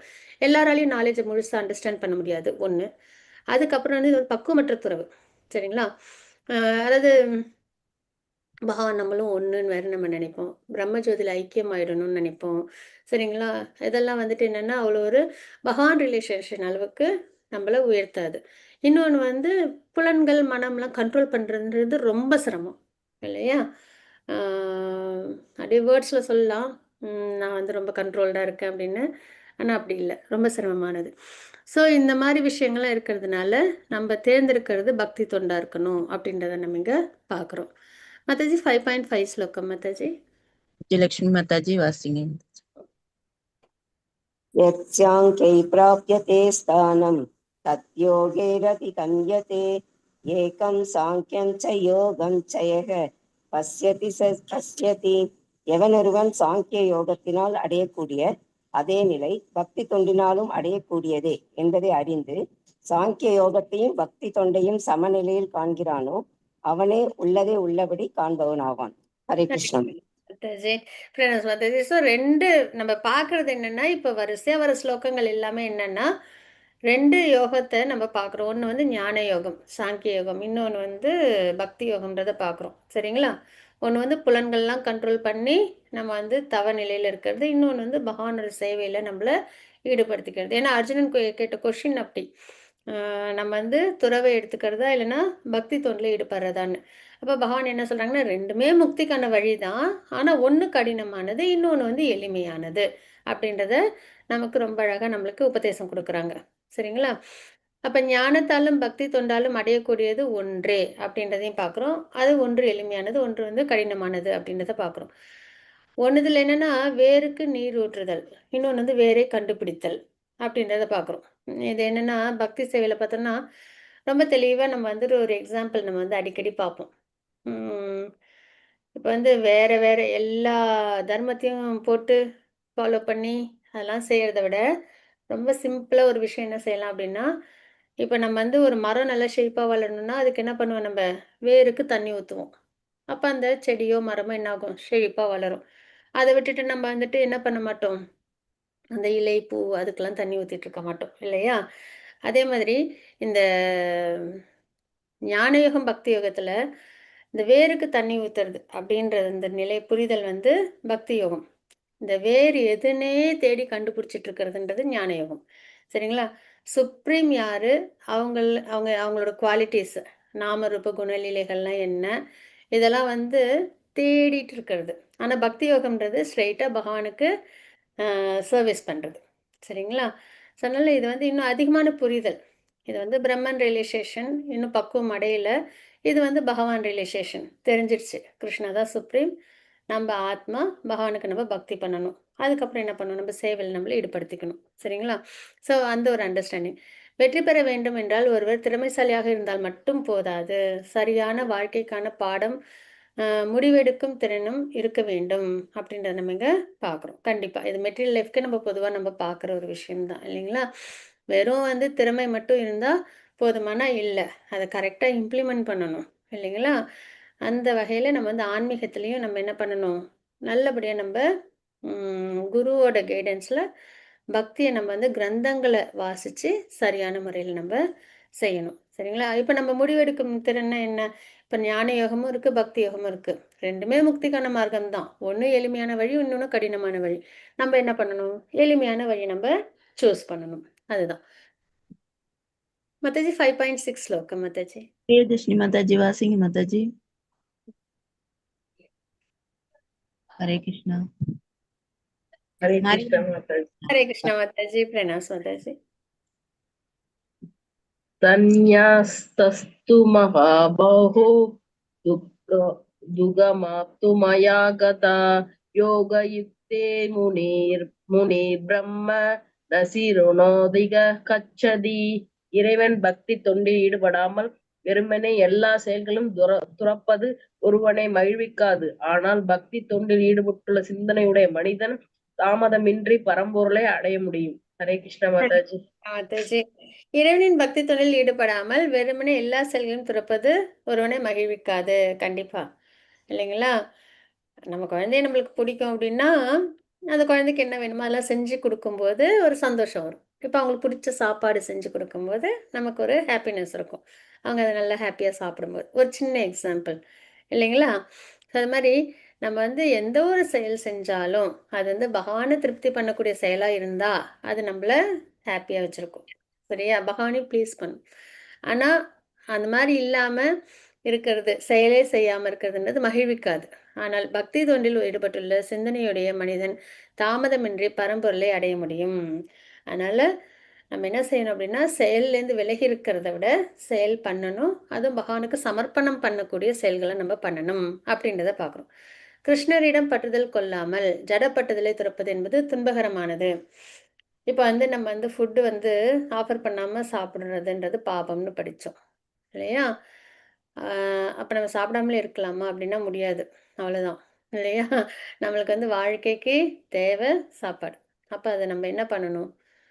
கிராட்டிடியூடு, பகவானுக்கு சமர்ப்பணம் பண்ணணும். பகவான் சாப்பிட்றாங்களா, அதுக்கப்புறம் வந்து இதெல்லாம் நம்புற மாதிரி இருக்கா? நிறைய பேர் கேட்பாங்கல்ல, அங்கே சாப்பாடு குறையுதா என்ன, சாமி சாப்பிட்டா கொடுப்போமா, இதெல்லாம் வந்துட்டு கேட்குற கேள்விகள் பொதுவாக. ஆனால் பகவான் வந்து மனிதன் இல்லை, பகவான் பகவான். நம்ம தான் வந்து அப்படியே கையில் எடுத்து வாயில் போட்டு சாப்பிடும்போது குறையும், அதெல்லாம் உண்டு. பகவான் என்ன பண்ணுவாங்க? கண்ணாலே கண்ணால் சாப்பிடுவார் மாதாஜி. நிறைய கண்ணால் சாப்பிடுவார். பாக்கியலட்சுமி மாதாஜி கண்ணால் அவங்க என்ன பண்ணுவாங்க? சாப்பிடுவாங்க. அவங்களோட பார்வை அந்த பிரசாதத்து மேலே படும்போது அந்த பிரசாதம், அந்த சாப்பாடு வந்து தூய்மை அடையுது. இன்னொன்று, பகவானுக்கு நம்மளை மாதிரி சரீரம் கிடையாது. பசிச்சு அது அந்த தண்ணி தாக எடுக்கிறது, பசிக்கிறது அதெல்லாம் கிடையாது. சரிங்களா? அதனால் அவங்களுக்கு ஏன்னா கொடுத்ததே அவங்க தான். நம்ம ஒரு மாம்பழம் சமர்ப்பணம் பண்ணுறோன்னா அந்த மாம்பழம், அந்த கொட்டை, அதில் உள்ள உயிர் எல்லாம் பகவான் கொடுத்தது தான். அப்புறம் அவங்க கொடுத்ததே நம்ம திருப்பி அவங்களுக்கு பசிக்கும் நம்ம கொடுக்குறோமா? இல்லை. அப்போ பகவான் அந்த கண்ணால் சாப்பிட்றாங்கன்னா என்னத்தை சாப்பிட்றாங்க அவங்க? நம்மளோட அன்பையும் பக்தியும் அவங்க ஸ்வீகரிக்கிறாங்கன்னு அர்த்தம் இல்லையா? அப்போ அந்த சாப்பாடு என்ன ஆகுது? புனிதமாகுது, பிரசாதமாகுது, பாபங்கள் விளக்கப்படுது, அதில் நமக்கு பியூரிஃபிகேஷன். ஸோ அந்த மாதிரி இப்போ உணவு அப்படின்றதுலே நம்மளுக்கு எவ்வளோ ஒரு உயர்ந்த விஷயம் இருக்குது பாருங்க. நம்மளோட சாஸ்திரம் அவ்வளோ உயர்ந்தது. அப்போ அந்த ஜட பற்றுதல் அப்படின்றது எனக்கு எதுவும் வேண்டாம் அப்படின்னு சொல்லி திறந்திருந்தோம் அப்படின்னா சிரமம், வீழ்ச்சி தான் வரும். ஏன்னா சென்சஸ் வந்து பாம்பு மாதிரி சீரும் அந்த ஆசைக்கான விஷயம் வரும்போது. சரிங்களா? கண்ணுக்கு தேவையான விஷயம் வரும்போது, காதுக்கு தேவையான விஷயம் வரும்போது, நாக்குக்கு தேவையான விஷயம் வரும்போது அமைதியாக இருக்கிற மாதிரி தான் இருக்கும், கண்ட்ரோல்டாக. ஆனால் அந்த அதோட என்ஜாய்மெண்ட்டை பார்க்கும்போது அது வந்து ஆக்டிவ் ஆகிடும். அப்படி இருக்கிற பட்சத்தில் அந்த சென்சஸை நம்ம வந்து கட்டுப்படுத்தி இருக்கிறதுன்றது சிரமம். அதனால் நம்ம அதை என்ன பண்ணணும் அப்படின்னா கிருஷ்ண பக்தியில் நம்ம வந்து என்கேஜ் பண்ணிக்கணும் அப்படின்றத நம்ம பார்க்குறோம். சரிங்களா? துறவு மட்டும் போதாது, ஒருவர் பக்குவம் அடைவதற்கு கிருஷ்ணரிடம் பற்றுதலை வளர்த்து கொள்ள வேண்டும். கிருஷ்ணா வந்து ஹாப்பியாக அவங்களுக்கு வந்து பக்தி பண்ணுறதுக்கு தெரிஞ்சதுன்னு வச்சுக்கோங்களேன், நம்ம வந்து வந்துட்டோம் பெர்ஃபெக்ஷனுக்கு அப்படின்னு அர்த்தம். சரிங்களா? அதனால் அந்த பற்றுதல் நம்ம வந்து வளர்த்துக்கணும். ஏன் ஏன் கிருஷ்ணா கிட்ட நம்ம பக்தி பண்ணணும் அப்படின்னு நம்ம வந்து ஒரு தடவை கொஷின் கேட்டு அதுக்கு நம்ம ஆன்சர் நம்ம வந்து தெரிஞ்சுக்கணும். ஏன்னா அவங்க அவ்வளோ உயர்ந்த உன்னதமான பகவான். சரிங்களா? யசோதா அம்மாகிட்ட கட்டுண்டு நிற்கிறாங்க. பக்தர்களுக்கு எப்பயும் ப்ரொடெக்ஷன் கொடுக்குறாங்க, அதர்மத்தை அழிக்கிறாங்க, தர்மத்தை நிலைநிறுத்துகிறாங்க. நமக்கு அவங்கள கும்பிட்டாலும் சரி, அவங்கள கும்பலனாலும் சரி, வாழ்வாதாரத்தை கொடுக்குறாங்க. நம்மக்கிட்ட தான் அந்த காமம், கோபம், லோபம், மோகம், மதம், ஆச்சரியம், இந்த எனிமிஸ்லாம் நம்மக்கிட்ட தான். பகவான்கிட்ட அப்படிலாம் இருக்குமானா கிடையவே கிடையாது. அவங்களுக்கு கோபமே தெரியாது. சரிங்களா? அந்த நம்மக்கிட்ட தானே இந்த காமம், கோபம், இந்த இது பேராசை, அப்புறம் வந்து பொறாமை, அகங்காரம், இதெல்லாம் யார்கிட்ட இருக்கும்? நம்மள மாதிரி கண்டிஷன் சொல்லிட்டு தான் இருக்கும். இதெல்லாம் பகவான்கிட்ட இருக்குமானா ஒன்று கூட இருக்காதுல்ல. அப்போ அப்படிப்பட்ட பகவான் எவ்வளவு ஸ்வீட்டானவங்க இல்லையா? அவங்கள வந்து நம்ம வந்து பக்தி பண்ணுறதுன்றது ரொம்ப இனிமையான ஒரு விஷயம். அதனால தான் பகவானுக்கும் பக்தர்களுக்குமான அந்த உறவை நம்ம அண்டர்ஸ்டாண்ட் பண்ண பண்ண பாகவதம் படிக்கணும். சரிங்களா? பாகவதம் படிக்க படிக்க எப்படிலாம் பகவான் வந்து தன்னோட பக்தர்களை பாதுகாக்கிறாங்க, எப்படிலாம் தன்னோட பக்தர்கள்ட்ட அவங்க வந்து அந்த பாண்டிங் வச்சிருக்காங்க. யசோதா மட்டும் கட்டுன்னு நிற்கிறாங்கல்ல, பார்க்குறோமா? அதாவது உலகத்தையே கட்டி காக்கிறவங்க பிரம்மாண்ட நாயகன், யசோதா மட்டும் கட்டுன்ட்டு அப்படியே நிற்கிறாங்க, குழந்தையா இருக்காங்க இல்லைங்களா? ஸோ அந்த மாதிரி எல்லா டிவோட்டிஸ் கிட்டேயும் திரௌபதி அம்மாவை பாதுகாக்கிறாங்க, அர்ஜுனனை பாதுகாக்கிறாங்க, பார்க்குறோம் இல்லையா? அதனால நம்ம என்ன பண்ணணும் அப்படின்னா, அவங்களோட அந்த உயர்ந்த அந்த நிலையை நம்ம வந்து அண்டர்ஸ்டாண்ட் பண்ணோம்னா, அவங்ககிட்ட நம்ம வந்து பக்தி பண்ணணும் அப்படின்றது நம்மளுக்குள்ளார தானாகவே வரும். சரிங்களா? ஸோ அதை நம்ம வளர்த்துக்கிட்டோம்னாலே போதும், நம்ம வந்து இந்த ஜட உலகத்துலேருந்து ஈஸியாக நம்மளை விலக்கிக்கலாம். சரிங்களா? தனியாக பிரயத்தனம் பண்ணணும்னு அவசியம் இல்லை. எப்படி பயிற்சி செய்வது அப்படின்றத 7லேருந்து 12 ஸ்லோகம் வரைக்கும் நம்ம பார்க்க போகிறோம். சரிங்களா? அதில் வந்து நம்ம வந்து 7th ஸ்லோகம் நம்ம பார்க்குறோம். வேதவல்லி மாதாஜி. हरे कृष्णा। योगयुक्तो विशुद्धात्मा विजितात्मा जितेन्द्रियः सर्वभूतात्मा कुर्वन् अपि न लिप्यते। மனதையும் புலன்களையும் கட்டுப்படுத்தி பக்தியுடன் செயல்படும் தூய ஆத்மா அனைவருக்கும் பிரியமானவன். அனைவரும் அவனுக்கு பிரியமானவர்கள். எப்போதும் செயலில் ஈடுபட்டுள்ள போதிலும் அத்தகு மனிதனின் பந்தப்படுவதில்லை. ஹரே கிருஷ்ணா. ஹரி போல் மாதாஜி. ஹரே கிருஷ்ணா. மனதையும் புலன்களையும் கட்டுப்படுத்தி, சரிங்களா? இது ரெண்டுமே வந்து கட்டுப்பாடோடு இருக்குது. இப்போ நம்ம வீட்டில் 2 குழந்தைங்க இருக்காங்க, சரிங்களா? ஒன்று வந்து சொல் பேச்சே கேட்காம ஒரே அட்டம் பண்ணிட்டு எப்போ பார்த்தாலும் சேட்டை பண்ணிட்டு இருக்கும், தப்பும் தவறுமா பண்ணிட்டு. எப்படி இருக்கும் நமக்கு? கோவம் வரும், திட்டுவோம், கண்டிப்போம் இல்லையா? அதே ஒரு குழந்தை இருக்கு, சொல் பேச்செல்லாம் கேட்டு ரொம்ப நல்லபடியா அப்பா அம்மா கிட்ட ரொம்ப ஒபீடியண்ட்டாக மரியாதையெல்லாம் கொடுத்து அதோட வாழ்க்கையில் அதுக்கு என்ன வேணுமோ அதெல்லாம் கரெக்டாக பண்ணிக்கிட்டு இருக்கு. நம்மளுக்கு அந்த குழந்தைய பார்க்கும்போது எப்படி இருக்கும்? சந்தோஷமா இருக்கும் இல்லைங்களா? ஸோ அந்த மாதிரி கிருஷ்ண பக்தி பண்ணுறவங்க எப்படி இருப்பாங்கன்னா, மனதையும் புலன்களையும் கட்டுப்படுத்தி இருப்பாங்க. தேவையான விஷயத்தில் ஈடுபடாமல் பக்தி மார்க்கத்தில் தன்னை ஈடுபடுத்திக்கிட்டு அப்படி இருக்கும்போது அவங்க எப்படி இருப்பாங்க? அவங்க வந்து அந்த பக்தியுடன் செயல்படும் தூய ஆத்மா அனைவருக்கும் பிரியமானவன், எல்லாருக்கும் அவங்கள பார்த்தா பிடிக்கும். சரிங்களா? அதுமாதிரி அந்த பக்தனுக்கும் எல்லாரையும் பார்த்தா பிடிக்கும். ஏன்னா அவங்க எப்படி பார்ப்பாங்க? எல்லாரையும் கிருஷ்ணாவை டிவோட்டியாக பார்ப்பாங்க. பக்தி பண்ணுறவங்க பண்ணாதவங்க அந்த பாகுபாடே தெரியாது. எல்லாருமே ஆத்மா, எல்லாருமே பகவான்கிட்டேருந்து வந்தவங்க, எல்லாருமே பகவானோட பக்தர்கள். அவ்வளோதான் அவங்களுக்கு தெரியும். அதே மாதிரி ஒரு நான் டிவோட்டியாக இருந்தாலும் டிவோட்டியாக இருந்தாலும் கிருஷ்ணா பக்தர்களை பார்க்கும்போது பிடிக்கும். எதனால் அப்படின்னா, அவங்க வந்து மனதையும் புலன்களையும் கண்ட்ரோல் பண்ணி ரொம்ப ஒரு ஒபீடியன்ட் லைஃபாக வேதிக் கல்ச்சரில் வாழும்போது அது ரொம்ப ஒரு நல்ல, யாரையும் ஹர்ட் பண்ண மாட்டாங்க, இந்த அனர்த்தங்கள்லாம் இல்லாத ஒரு வாழ்க்கையை முயற்சி பண்ணி வாழ்ந்துட்டு இருப்பாங்க. சரிங்களா? அதனால எல்லாருக்கும் அவங்கள பிடிக்கும். அதனால மனதையும் புலன்களையும் ரஜோகுணமும் தமோகுணமும் கிட்டக்கையே வர விடாம, சரிங்களா, கட்டுப்படுத்தி பக்தியுடன் செயல்படும் தூய ஆத்மா அனைவருக்கும் பிரியமானவன், அனைவரும் அவனுக்கு பிரியமானவர்கள். அந்த பக்தனுக்கும் எல்லாரையும் பிடிக்கும். எப்போதும் செயலில் ஈடுபட்டுள்ள போதிலும், இப்போ ஒரு நல்ல ஒரு கிருஷ்ணா கான்ஷியஸ்னஸ்ல இருக்கிற ஒரு டிவோட்டி பார்த்தீங்கன்னா, அவங்களும் ஜட உலக வாழ்க்கையை தான் வாழ்வாங்க. சரிங்களா? ஆஃபீஸ் போவாங்க, வீட்டை பார்த்துப்பாங்க, ஃபேமிலியை பார்த்துப்பாங்க, ஃபேமிலியோட டைம் ஸ்பெண்ட் பண்ணுவாங்க.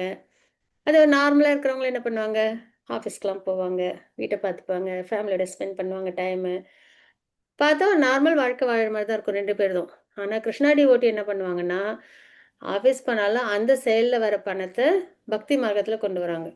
ஃபேமிலியில் அவங்க இருந்தாலும் கிருஷ்ணா கான்ஷியஸ்னஸில் பிரசாதம் எடுத்துக்கிட்டு, கிருஷ்ண கதையை பேசிட்டு, சாண்டிங் பண்ணிவிட்டு அவங்களோட லைஃப் வந்துட்டு இருக்கும் இல்லைங்களா? ஃபேமிலியோட சேர்ந்து. அந்த வீடே வந்து என்னென்னா ஒரு கிருஷ்ணா கான்ஷியஸ்னஸில் இருக்கிற ஒரு வீடாக இருக்கும் இல்லைங்களா? அது ஒரு நான் டிவோட்டி வீடு எப்படி இருக்கும் அப்படின்னா, ஆஃபீஸ் போவாங்க, வேலை செய்வாங்க. எதுக்கு? தன்னை திருப்தி பண்ணிக்கிறதுக்கு. தன்னைன்னா தன்னோட ஃபேமிலி, அவங்களாம் திருப்தி பண்ணிக்கிறதுக்கு. வீட்டுக்கு வருவாங்க, வந்துட்டு என்னென்ன சென்ஸ் கிராட்டிஃபிகேஷன் யார் யாருக்கு வேணுமோ அதெல்லாம் பண்ணுவாங்க. மூவி பார்ப்பாங்க, நான்வெஜ் எடுத்துப்பாங்க, இல்லைன்னா வந்துட்டு யார்கிட்டயாவது எதையாவது பேசிட்டு இருப்பாங்க, இல்லைன்னா ஏதோ டாக் ஷோ பார்ப்பாங்க, இல்லைன்னா ஒரு சீரியல் பார்ப்பாங்க. இந்த மெகா சீரியல்லாம் வருதுல்ல, அந்த மாதிரி அதெல்லாம் பார்ப்பாங்க. ஸோ இந்த மாதிரி இருப்பாங்க. இப்போ எது வந்து உயர்ந்தது அப்படின்னு பார்த்தா டிவோட்டிஸோட லைஃப் தான் இல்லைங்களா? இவங்களும் செயலில் தான் ஈடுபடுறாங்க, இவங்களும் சாப்பிட்றாங்க, இவங்களும் வேலைக்கு போகிறாங்க, இவங்களும் ஃபேமிலியில் இருக்காங்க. ஆனால் நான் டிவோட்டிஸ் என்ன பண்ணுறாங்க? வேலைக்கு போகிறாங்க, சாப்பிட்றாங்க,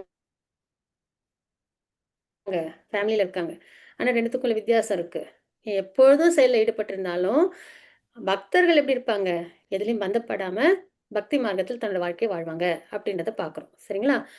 அனைவரும் கிருஷ்ணருடைய அங்கமாக அவங்க வந்து பார்ப்பாங்க. அதுக்கப்புறம் அதனால் நான் அனைவருக்கும் சேவை செய்ய வேண்டும். எல்லாருமே கிருஷ்ணாவோட டிவோட்டியாக பார்க்கறதுனால எல்லாரையுமே அவங்க வந்து வேல்யூ பண்ணுவாங்க. யாரையும் வந்து உதாசீனப்படுத்துறது, மரியாதை இல்லாமல் நடத்துறது இதெல்லாம் வந்து வராது. திவ்யமான ஞானத்தினால் பக்தி இது வந்து புத்தி வந்து தூய்மை அடையுது. சரிங்களா? ஏன்னா இந்த நாலேஜ்லாம் வருதுல்ல, எல்லாருமே பகவானோட அம்சம் அப்படின்றத அவங்க தெரிஞ்சுக்கிறாங்களா? ஸோ அதனால் யாரையும் வந்து அவங்க வந்து என்ன பண்ண மாட்டாங்க, ஹர்ட் பண்ண மாட்டாங்க. அந்த நாலேஜ் வர வர அந்த புத்தி என்ன ஆகுதுன்னா தூய்மை அடையுது. சரிங்களா? மனதையும் புலன்களையும் அவங்க என்ன பண்ணுறாங்க, கட்டுப்படுத்துகிறாங்க. பிரசாதமாக தான் எடுத்துக்கணும், சாண்டிங் தான் பண்ணணும், ஃபேமிலியோட நம்ம வந்துட்டு பக்தியில் ஈடுபடணும், இந்த மாதிரி விஷயங்கள்லாம் அவங்க வாழ்க்கையில் வரும். சரிங்களா? கடமைக்காக செயல்படுதல், பற்றுதல் இல்லாமல் கடமைக்காக செயல்படுறது, செயல் விளைவுகள் இல்லை. அதனால் அவங்களுக்கு என்ன வராது, கர்ம பலன் வராது. அவங்களுக்கு செயல்கள்லாம் செய்கிறாங்க தான், ஆனால் அதில் ஏதாவது அவங்களுக்கு கர்ம பலன் வருதா அப்படின்னா இல்லை. ஏன்னா அவங்க என்ன பண்ணுறாங்க, பக்தி சேவையில் தன்னை ஈடுபடுத்தி தன்னோட வாழ்க்கையை வாழ்கிறாங்கன்றதை பார்க்குறோம். மிக சிறந்த சேவை கிருஷ்ணருடைய மகிமையை பரப்புதல். நம்ம என்ன பண்ணணும், நல்ல சாண்டிங் பண்ணணும், நாம சங்கீர்த்தனம், அதை வந்து எல்லாரோட பக்தர்களோட சேர்ந்து இந்த மாதிரியும் பண்ணணும். பகவத்கீதை பாகவதம் இதெல்லாம் நம்மளும் லேர்ன் பண்ணணும், வாழ்க்கையில் முடிஞ்ச வரைக்கும் கடைபிடிக்கணும், மற்றவங்களுக்கும் சொல்லணும். இதெல்லாம் வந்துட்டு ரொம்ப உயர்ந்த ஒரு சேவையாக நம்ம பார்க்குறோம். சரிங்களா? யோசித்து பாருங்கள், இவைகளில் எவை ஆத்மாவால் செய்யப்படுகின்றன அப்படின்றத நம்ம இங்கே பார்க்குறோம். இது நம்ம அப்புறம் பார்ப்போம். சரிங்களா? இது ரிலேட்டட் ஸ்லோக்கா வரும்போது பார்க்கலாம். என்னென்னா நம்ம இப்போ பார்க்குறோம். சரிங்களா? கண்ணு பார்க்குது. கண்ணு வந்து ரிலேட்டட் டு நம்மளோட சரீரம் தான், ஆத்மாவில் இல்லை. கண்ணு சரீரத்தில் தான் இருக்குது இல்லைங்களா? கேட்குறது, தொடுறது, நுகர்றது, உண்பது, நகர்வது, தூங்குவது, மூச்சு விடுவது, பேசுவது, கழிப்பது, இதெல்லாம் சரீரம் செய்கிற செயல் தான் இல்லைங்களா? இதில் ஏதாவது ஆத்மா சம்மந்தப்படுதா அப்படின்னா இல்லை இல்லைங்களா? அதுதான் நம்ம இங்கே பார்க்கறது. மாதாஜி 5.89 ஸ்லோகங்கள் மாதாஜி. மாதாஜி, மாரியம்மாள் மாதாஜி வாசிங்க. ஹரே கிருஷ்ணா. வாசிங்க பிரபுஜி, வாசிங்க. ஹரே கிருஷ்ண. நைவ கிஞ்சித் கரோமீதி யுக்தோ மன்யேத தத்வவீர் பஷ்யன் சுருண்வன் சப்சுதசி சிந்தனன் அஷ்யனன் கச்சன் சவவன் ஷவசன் பிரபலன் விஸ்ருஜன். பிரபுஜியோட வாய்ஸ் கேட்கலையே. கேட்கலையே மாதாஜி? உங்களுக்கு யாருக்காவது கேட்குதா? ஹரே கிருஷ்ணா. பிரபலன் விஸ்ருஜன் கிருஷ்ணன் உன்மிஷன் நிமிஷன் அவி இந்திரியாதேஷு பர்த்தந்த இது தாரயன். தெய்வீக உணர்வில் இருப்பவன் பார்த்தல், கேட்டல், தொடுதல், நுகர்தல், உண்ணுதல், செல்லுதல், உறங்குதல், சுவாசித்தல் ஆகியவற்றில் ஈடுபட்டிருப்பினும் உண்மையில் தான் ஒன்றுமே செய்வதில்லை என்பதை எப்போதும் தனக்குள் அறிந்துள்ளான்.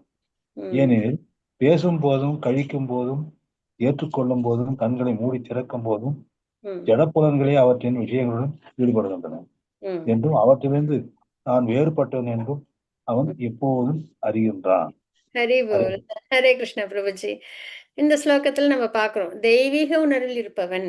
சரிங்களா? நல்ல அந்த பக்தியில் இருக்கிறவங்க என்ன பண்ணுறாங்க, இப்போ நம்ம பார்த்தோம்ல, பார்க்கறது, கேட்கறது, தொடுறது, நுகர்தல், உண்ணுதல், செல்லுதல்னு, இது எல்லாம் வந்து எல்லாமே நடக்கும், ஆட்டோமேட்டிக்காக நடந்துக்கிட்டே தான் இருக்கும்.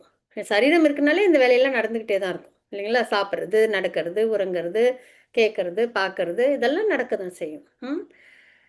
உண்மையில் தான் ஒன்றும் செய்வதில்லை. அந்த தான்றது எதை குறிக்குது அப்படின்னா ஆத்மாவை. சரிங்களா? சரீரம் தான் எல்லாம் செய்யுது, ஆத்மா எதுவும் செய்யல. அந்த கர்மாவோட ஆத்மாவுக்கு சம்பந்தம் இல்லை. அதுதான் இந்த என்ன சொல்றது, இந்த ஆத்ம நிலை அப்படின்றது. சரிங்களா? தெய்வீக உணர்வு.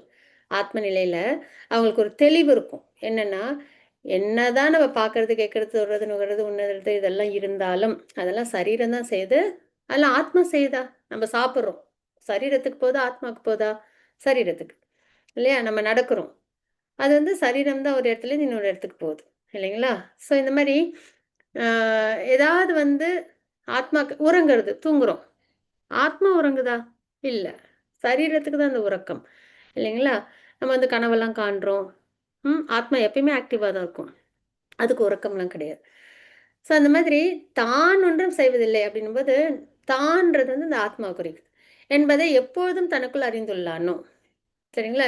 எப்பயும் அதை வந்து உணர்ந்திருப்பாங்க. மூடி திறக்கும் போதும் ஜட புலன்களே இவற்றின் விஷயங்களுடன் ஈடுபடுகின்றன என்றும், அவற்றிலிருந்து தான் வேறுபட்டவன், நம்ம அந்த ஆத்மா வேறுபட்டது அப்படின்றத அவங்களால என்ன பண்ண முடியும், நல்லபடியாக புரிஞ்சு அண்டர்ஸ்டாண்ட் பண்ண முடியும் அப்படின்றத நம்ம பார்க்குறோம். யாரால? தெய்வீக உணர்வில் இருப்பவங்களால சரீரம் வேறு, ஆத்மா வேறு அப்படின்றத உணர்ந்து தெளிவாக இருப்பாங்க அப்படின்றத நம்ம பார்க்குறோம்.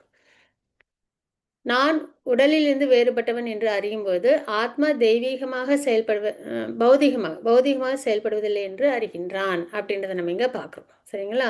சரீரம்தான் செயல்படுதே தவிர ஆத்மா வந்து பௌதிக விஷயத்துல சம்பந்தப்படல அப்படின்றத அவங்க வந்து தெளிவா தெரிஞ்சுக்கிறாங்க. புலன் விஷயங்களில் ஈடுபடுவது போல் தோன்றினாலும் கிருஷ்ண உணர்வில் உள்ளவன் எப்போதும் சுதந்திரமானவன் அப்படின்றத நம்ம இங்க பார்க்குறோம். இப்போ இங்க பார்க்குறோம், இவங்க யாரு? ஃபோர்டோட கம்பெனியோட ஹெட்டு. சரிங்களா? முதலாளி. அவங்க வந்து ஒரு பெரிய பிஸ்னஸ் மேன் அவங்க. சரிங்களா? நல்ல என்ன பண்ணுறாங்க, ஃபோர்டு கம்பெனி தெரியும் உங்க எல்லாருக்கும். அந்த பிஸ்னஸ் அவங்க பண்ணுறாங்க. ஆனால் அவங்க பார்த்தீங்கன்னா கிரேட் டிவோட்டி. இனிஷியேஷன் வாங்கின கிரேட் டிவோட்டி. அப்போ அவங்க பிஸ்னஸ் பண்ணுறாங்க. ஆனால் என்ன பண்ணுறாங்க, அவங்களோட அந்த பிஸ்னஸ்க்கான அந்த இதெல்லாத்தையும் அவங்க மேக்ஸிமம் வந்து பக்தி சேவையில் கொண்டு வராங்க. எல்லாத்தையும் அவங்க ஃபேமிலி எல்லாமே. சரிங்களா? அது மாதிரி இவங்க வந்து சாப்பிட்றாங்க. என்ன சாப்பிட்றாங்க? பிரசாதம் எடுத்துக்கிறாங்க. இவங்க என்ன பண்ணுறாங்க? கிருஷ்ணாவுக்கு அலங்காரம் பண்ணுறாங்க. ஸோ அப்போ புலன் விஷயங்களில் ஈடுபடுவது போல் தோணினாலும் இவங்களை பார்க்கும்போது ஒரு கார்ப்பரேட் பிஸ்னஸ் பண்ணுறாங்க. ஆனால் இவங்க அதை என்ன பண்ணுறாங்க? கிருஷ்ணா கான்ஷியஸ்னஸில் பண்ணுறாங்க. இவங்க சாப்பாடு எடுத்துக்கிறாங்க. எல்லாரும் சாப்பிடுவாங்க. குருவி சாப்பிடும், அனிமல் சாப்பிடும், எல்லா உயிரினமும் சாப்பிடும். இல்லையா? மனிதனும் சாப்பிடும். ஆனால் பக்தர்கள் என்ன பண்ணுறாங்க? அதை பிரசாதமாக எடுத்துக்கிறாங்க. அதே மாதிரி எல்லாரும் ஏதோ ஒரு சேவையில் ஈடுபடுவாங்க. இல்லையா? அது மாதிரி இவங்க வந்து கிருஷ்ண சேவையில் ஈடுபடுறாங்க. இந்த மாதிரி செய்யும்போது என்ன ஆகும்? அவங்க வந்து சுதந்திரமானவங்க. அவங்களுக்கு வந்து இந்த கர்ம பலன் அப்படின்றது வராது அப்படின்றத நம்ம பார்க்குறோம். சரிங்களா? அதனால நம்ம எந்த செயல் செஞ்சாலும் அது கிருஷ்ண உணர்வுல நம்ம இந்த இந்த ஸ்லோகத்தில் பார்த்தோம்ல, கிருஷ்ண உணர்வுல நம்ம அதை பண்ணும்போது நம்ம பந்தப்படுறதில்லை, கர்ம பலன் நம்மளை அடையிறதில்லை. சரிங்களா? நம்ம கர்ம பலன் இல்லாத செயல்களை நம்ம செய்யறது தான் கிருஷ்ண பக்தியில் இருக்கிறது. அதுதான் நம்ம பார்க்குறோம். இப்போ வந்து 5.10 ஸ்லோகம் மாதாஜி. மாரிமல் மாதாஜி வாசி. ब्रह्मण्याता कर्माणि सङ्गं त्यक्त्वा करोति यत् लिप्यतेन स पापेन பத்மபத்ரமிவாம்பச. பற்றின்றி தனது கடமைகளை செய்து பலன்களை பரமபுருஷ பகவானுக்கு அர்ப்பணிப்பவன் தாமரை இலை எவ்வாறு நீரால் தீண்டப்படுவதில்லையோ அதுபோல அவன் பாவ விளைவுகளால் தீண்டப்படுவதில்லை. மாதாஜி ஹரிபோல். அப்ப பற்றின்றி தனது கடமைகளை செய்து எந்த பற்றுதலும் இல்லாம தன்னோட எல்லா நம்ம கிருஷ்ணா கான்சியஸ்னஸ் இருக்கோம்னா நம்ம கண்டிப்பா நம்ம கடமைகள்லாம் செய்யணும். அதுலேருந்து விலகிறதுன்றது பகவான் நமக்கு உத்தரவு கொடுக்கல. சரிங்களா? ஆனா அந்த கடமையை நம்ம என்ன பண்ணணும்?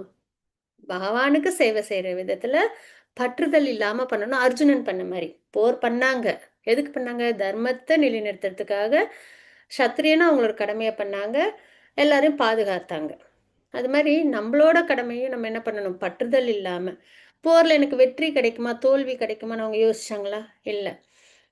ராஜ்யம் வேணுன்றதுக்காக போர் பண்ணாங்களா பலன் எதிர்பார்த்து? இல்லை. இல்லையா? அதே மாதிரி தான் நம்ம செயல்கள்லையும் அந்த பலன்லாம் எதிர்பார்த்து பண்ணாம ஏதாவது நமக்கு ஆதாயம் கிடைக்குமா அப்படின்னு பார்த்து பண்ணாம நம்ம என்ன பண்ணணும்னா பக்தி மார்க்கமா தர்மத்தின்படி நம்மளோட கடமையை கடமையா செய்யணும். அதுதான். அப்ப பற்றுதல் இல்லாம செய்யறது. சரிங்களா? அந்த மாதிரி செய்யும்போது என்ன ஆகுது அப்படின்னா, தாமரை இலையில தண்ணீர் ஒட்டாதுல்ல, அது மாதிரி நம்ம செயல்கள் செய்யறோம்ல, அந்த செயல்கள்னால நம்மளுக்கு கர்ம பலன்றது ஏற்படாது. கர்ம பலன் ஏற்படலைனாலே நம்மளுக்கு முக்தி தான். சரிங்களா? அப்ப கர்ம பலன் இல்லாத செயல்கள்ன்றது கிருஷ்ணா கான்ஷியஸ்னஸ் செயல்கள் தான். அதை நம்ம பார்க்குறோம். ஆத்ம தாமரை இலை போன்றது, ஜட உடல் நீரால் தீண்ட முடியாதது அப்படின்னு நம்ம இங்க பார்க்குறோம். என்னன்னா எல்லாம் கிருஷ்ணருடையது அப்படின்னு நம்ம வந்து நினைக்கணும். பகவானே எல்லாவற்றிற்கும் உரிமையாளர். அதான் உண்மை. நம்ம தான் நினைச்சுக்கிறோம். என்ன பண்றோம்? என்னோடது, நான் எனது, நான் எனது அப்படின்னு நம்ம தான் நினைச்சுக்கிறோம். ஆனா எதுவுமே நம்மளது கிடையாது. ஒரு இறப்புன்னு வரும்போது எதெல்லாம் நம்மளது நினைச்சோமோ அது எதுவுமே நம்மளது இல்லை, சரீரத்தையும் சேர்த்து. இல்லையா? அப்ப நம்ம அதுதான் அந்த இல்யூஷன், மாயா அப்படின்றது. சரிங்களா? அதனால நம்மளுக்கு இந்த தெளிவு இருக்கணும். எல்லாம் பகவானோடது, எல்லாத்துக்கும் உரிமையாளர் அவங்க தான் அப்படின்றது. எல்லாவற்றையும் அவருடைய சேவையில் ஈடுபடுத்த வேண்டும். நம்மளோட வேலை ஒண்ணுதான். என்ன? எல்லாத்தையும் பகவான் சேவையில கொண்டு வர்றது அப்படின்றத நம்ம பார்க்கிறோம். அதுக்கு சிறந்த எக்ஸாம்பிள் தான் நம்ம இதுக்கு முன்னாடி பார்த்தது. ஈஸியா பண்றதுதான். இப்ப பார்த்தோம்ல, இந்த மாதிரி ஒரு கார்ப்பரேட் பிசினஸ் தான் பண்றாங்க. ஆனா என்ன பண்றாங்க? அதே பக்தி மார்க்கமா பண்றாங்க. சாப்பிடுறாங்க, பக்தி மார்க்கமா பண்றாங்க. செயல்கள்லாம் பண்றாங்க, பக்தி மார்க்கமா பண்றாங்க. சரிங்களா? அதுலயே நம்மளோட செயல்களும் அடங்கிடும். அதான். கர்மாவில் அகர்மா, அகர்மாவில் கர்மா. நம்ம பார்க்கறது கர்மயோகம். அதனால சிரமமா இருக்கா? ஓகேவா? ஓகே தான் மாதாஜி. ஹரே கிருஷ்ணா. தேங்க்யூ மாதாஜி. ஹரே கிருஷ்ணா. எங்க இருந்தோம் நம்ம? இந்த ஸ்லோகம் வரைக்கும் நம்ம பார்த்தோமா? இந்த ஸ்லைட் பார்க்கணும். இந்த ஒரு வாழ்வை, ரொம்ப இம்பார்ட்டன்டான ஸ்லைடு. இது வரைக்கும் நம்ம நிறைய வாழ்க்கை வாழ்ந்துட்டோம். நம்மளுக்கு யோசிச்சு கூட பார்க்க முடியாது. அவ்வளோ வாழ்க்கை நம்ம வாழ்ந்தாச்சு. சரிங்களா? ஏன்னா அனாதி காலத்திலேருந்து நம்மளாம் இருக்கோம். நிறைய பிறவிகள், நீர்வாழ் உயிரினத்திலேருந்து மனித பிறவில வந்து, அந்த மனித பிறவியே பெர்ஃபெக்ஷனுக்கு வந்து, அதுல அப்படி பார்த்தோம்னா, அதுல எத்தனை தடவை தப்பு பண்ணி மறுபடியும் நம்ம வந்து கீழ்ப்பிறவியில போயிட்டு மறுபடியும் மனித பிறவிக்கு வந்திருப்போம்னு கணக்கே பார்க்கவே முடியாது. அனாதி காலத்துல நம்மளா இருக்கோம். என்ன பண்ணோம்? வெறும் ஜடோலக விஷயங்களை என்ஜாய் பண்ணணும். நல்லா தூங்கணும், நல்லா சாப்பிடணும், நல்லா இனவிருத்தி பண்ணிக்கணும், நல்லா நம்மள பாதுகாப்பா வச்சுக்கணும். இதை தான் பண்ணியிருக்கோம். இல்லையா? ஏன்னா நம்ம பக்தி பண்ணியிருந்தோம்னா நம்ம பகவான்கிட்ட போயிருப்போம். நம்ம என்ன பண்ணல? அது பண்ணல. இன்னும் பாஸ் ஆகல. ஃபெயில் ஆகி தான் இருக்கோம் இதே இடத்துல. இல்லையா? அதனால இந்த ஒரு மனித வாழ்வு தான் ரொம்ப வந்து ரேரா கிடைக்கும். அதுல மட்டும்தான் நம்மளால என்ன பண்ண முடியும்? பக்தி பண்ண முடியும். அதனால இந்த ஒரு வாழ்வை கிருஷ்ணருக்காக அர்ப்பணியுங்கள். அதுதான் நம்மளுக்கு கொடுக்குற மெசேஜ். அதன் பிறகு மீண்டும் திரும்புதல் என்பது இல்லை. நம்ம என்ன பண்ணணும்? இப்போ நம்ம பார்த்தோம்ல, எல்லாமே கிருஷ்ண உணர்வில் நம்ம பண்ணணும்னு. அது மாதிரி பண்ண என்ன ஆகும்? நம்ம பகவான் லோகத்தை அடைஞ்சிருவோம். ஒன்ஸ் அங்கே நம்ம போயிட்டோம்னா திரும்பி இந்த ஜட உலகத்துக்கு வரமாட்டோம். சரிங்களா? பிறப்பு, முதுமை, நோய் இதெல்லாம் இருக்கிற இந்த உலகம், அதிபுத்த அதிதெய்வாத்தியாத்மா இருக்கிற இந்த உலகம், எல்லாமே நிரந்தரம்னு நினச்சிட்டே இருப்போம். ஆனால் எதுவுமே நம்மளது இல்லை, மாயை. இல்லையா? இந்த உலகத்துக்கு நம்ம என்ன பண்ண மாட்டோம்? திரும்பி வரவே மாட்டோம். எப்பயுமே பிரகாசமா இருக்கிற பகவான் லோகத்துல நித்தியமான உறவு பகவானுக்கு நமக்கும். அங்க நம்ம பகவானுக்கு ஹாப்பியா சேவா பண்ணிட்டு நம்ம இருப்போம். அதனால நம்ம என்ன பண்ணணும்? பகவத்கீதை நம்ம வாழ்க்கையில ஃபாலோ பண்ணணும். கிருஷ்ண உணர்வில் உள்ள ஒருவருக்கு பௌதீக உலக எழுச்சிகளிடம் செய்யக்கூடியவை எதுவும் இல்லை அப்படின்றத நம்ம இங்க தெரிஞ்சுக்கிறோம். சரிங்களா? ஸோ இது ரொம்ப இம்பார்ட்டன்ட்டு. இது வரைக்கும் எந்த வாழ்க்கையும் நம்ம கிருஷ்ணருக்கு அர்ப்பணம் பண்ணல.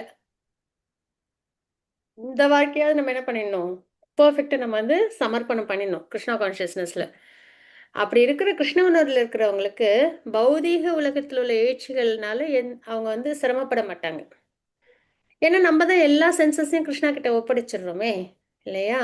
நம்மளுக்கு பேசணும், சாண்டிங் பண்றோம், கிருஷ்ண கதா பேசுறோம், பகவத்கீதை பேசுறோம், கேட்கணும், அதுவும் கிருஷ்ணா ரிலேட்டடாக கேட்குறோம், சாப்பிடணும், பிரசாதமாக எடுத்துக்கிறோம், பார்க்கணும், பகவானை தரிசிக்கிறோம், பகவத்கீதையை வாசிக்கிறோம். இல்லையா? ஸோ அதனால் எல்லாமே நம்ம வந்து பகவான்கிட்ட முடிஞ்சது. சரி, ஓகே. இது நம்ம பர்சனலா பண்றது. இப்ப ஃபேமிலியில நம்மளோட செயல்கள் எப்படி கிருஷ்ணா கான்ஷியஸ்னஸ்ல பண்றது? என்னோட குழந்தைன்னு பார்க்காம, பகவானோட டிவோட்டி அப்படின்னு பார்த்தோன்னா, அது சேவாவாயிடும். சரிங்களா? என்னோட குழந்தைன்னு பார்க்காம, பகவானோட டிவோட்டி. அந்த குழந்தையும் பகவானோட சம்பந்தம் தானே. அப்ப அதுக்கு என்ன தேவையோ அத நம்ம செய்யும்போது, அதுவுமே கிருஷ்ணாவோட கான்ஷியஸ்னஸ்ல வரும். இந்த மாரி எல்லாத்தையுமே நம்ம வந்து கிருஷ்ண உணர்வுல கொண்டு வர்றது. அப்படின்னும்போது, நம்ம எல்லாத்தையும் பகவான்ட்ட நம்ம சமர்ப்பணம் பண்றதுனால, பௌதிக உலகத்தின் எழுச்சிகள் வந்து நம்மகிட்ட வந்து நெருங்காது. சரிங்களா? அத நம்ம வந்து பார்க்குறோம். இப்போ பகவத்கீதைலாம் தெரியாம இருக்கிறவங்கலாம் பார்த்தீங்கன்னா என்ன பண்ணுவாங்க? மெகா சீரியல் பார்ப்பாங்க, டிபேட்ஸ் பார்ப்பாங்க, அந்த டிவில போடுற அந்த நான்சென்ஸ் எல்லாத்தையும் பார்த்துட்டு இருப்பாங்க. ஏன்னா வேற எதுவும் அவங்களுக்கு செய்ய தெரியாது அப்ப. இல்லையா? ஆனா இப்ப நம்மளலாம் போய் அதெல்லாம் பார்க்க சொன்னா பார்க்க மாட்டோம். நமக்குன்னு எனக்கு சாண்டிங் இருக்கு. 16 ஹவர்ஸ் நான் சாண்டிங் பண்ணணும். பகவத்கீதை நம்ம வந்து கிளாஸ் இருக்குன்னா, பகவத்கீதை கிளாஸ்க்கு போகணும். இதெல்லாம் நம்ம சொல்லுவோம். இல்லைங்களா? நம்மளுக்கு வந்து அந்த எழுச்சிகள் வந்து நம்மள வந்து தீண்டாது.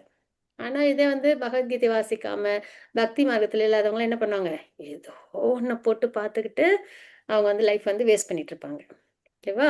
இப்ப வந்து நம்ம வந்து 5.11 ஸ்லோகம் நம்ம பார்க்கணும். நந்தினி மாதாஜி வாசிங்க மாதாஜி. कायेन मनसे बुद्धया केवलयरिन्द्रियतभि योगिना कर्म कुन्दन्ति சங்கம் தயத்வாத்த மாசித்தய பற்றுதலை துறந்த யோகிகள் தூய்மையுடையது வேண்டும் என்ற ஒரே நோக்கத்துடன் உடல், மனம், புத்தி மற்றும் புலன்களை கூட செயல்படுகின்றன. ஹரே கிருஷ்ண மாதாஜி. ஹரி போல் மாதாஜி, ஹரே கிருஷ்ணா.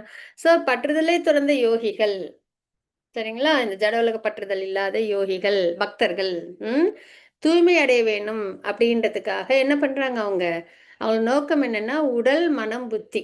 உடல்னா செயல்கள், சரிங்களா? மனம்னா எண்ணங்கள், புத்தி நாலேஜ் அறிவு, சரிங்களா? புலன்களால் கூட செயல்படுகின்றனர் அப்படின்னு நம்ம இங்க பார்க்குறோம். எல்லாமே வந்து என்னன்னா தூய்மை அடையறதுக்கு, பக்தி மார்க்கத்துல முன்னேறதுக்கு, அதுலயே அவங்க எல்லாத்தையும் என்ன பண்ணுவாங்க?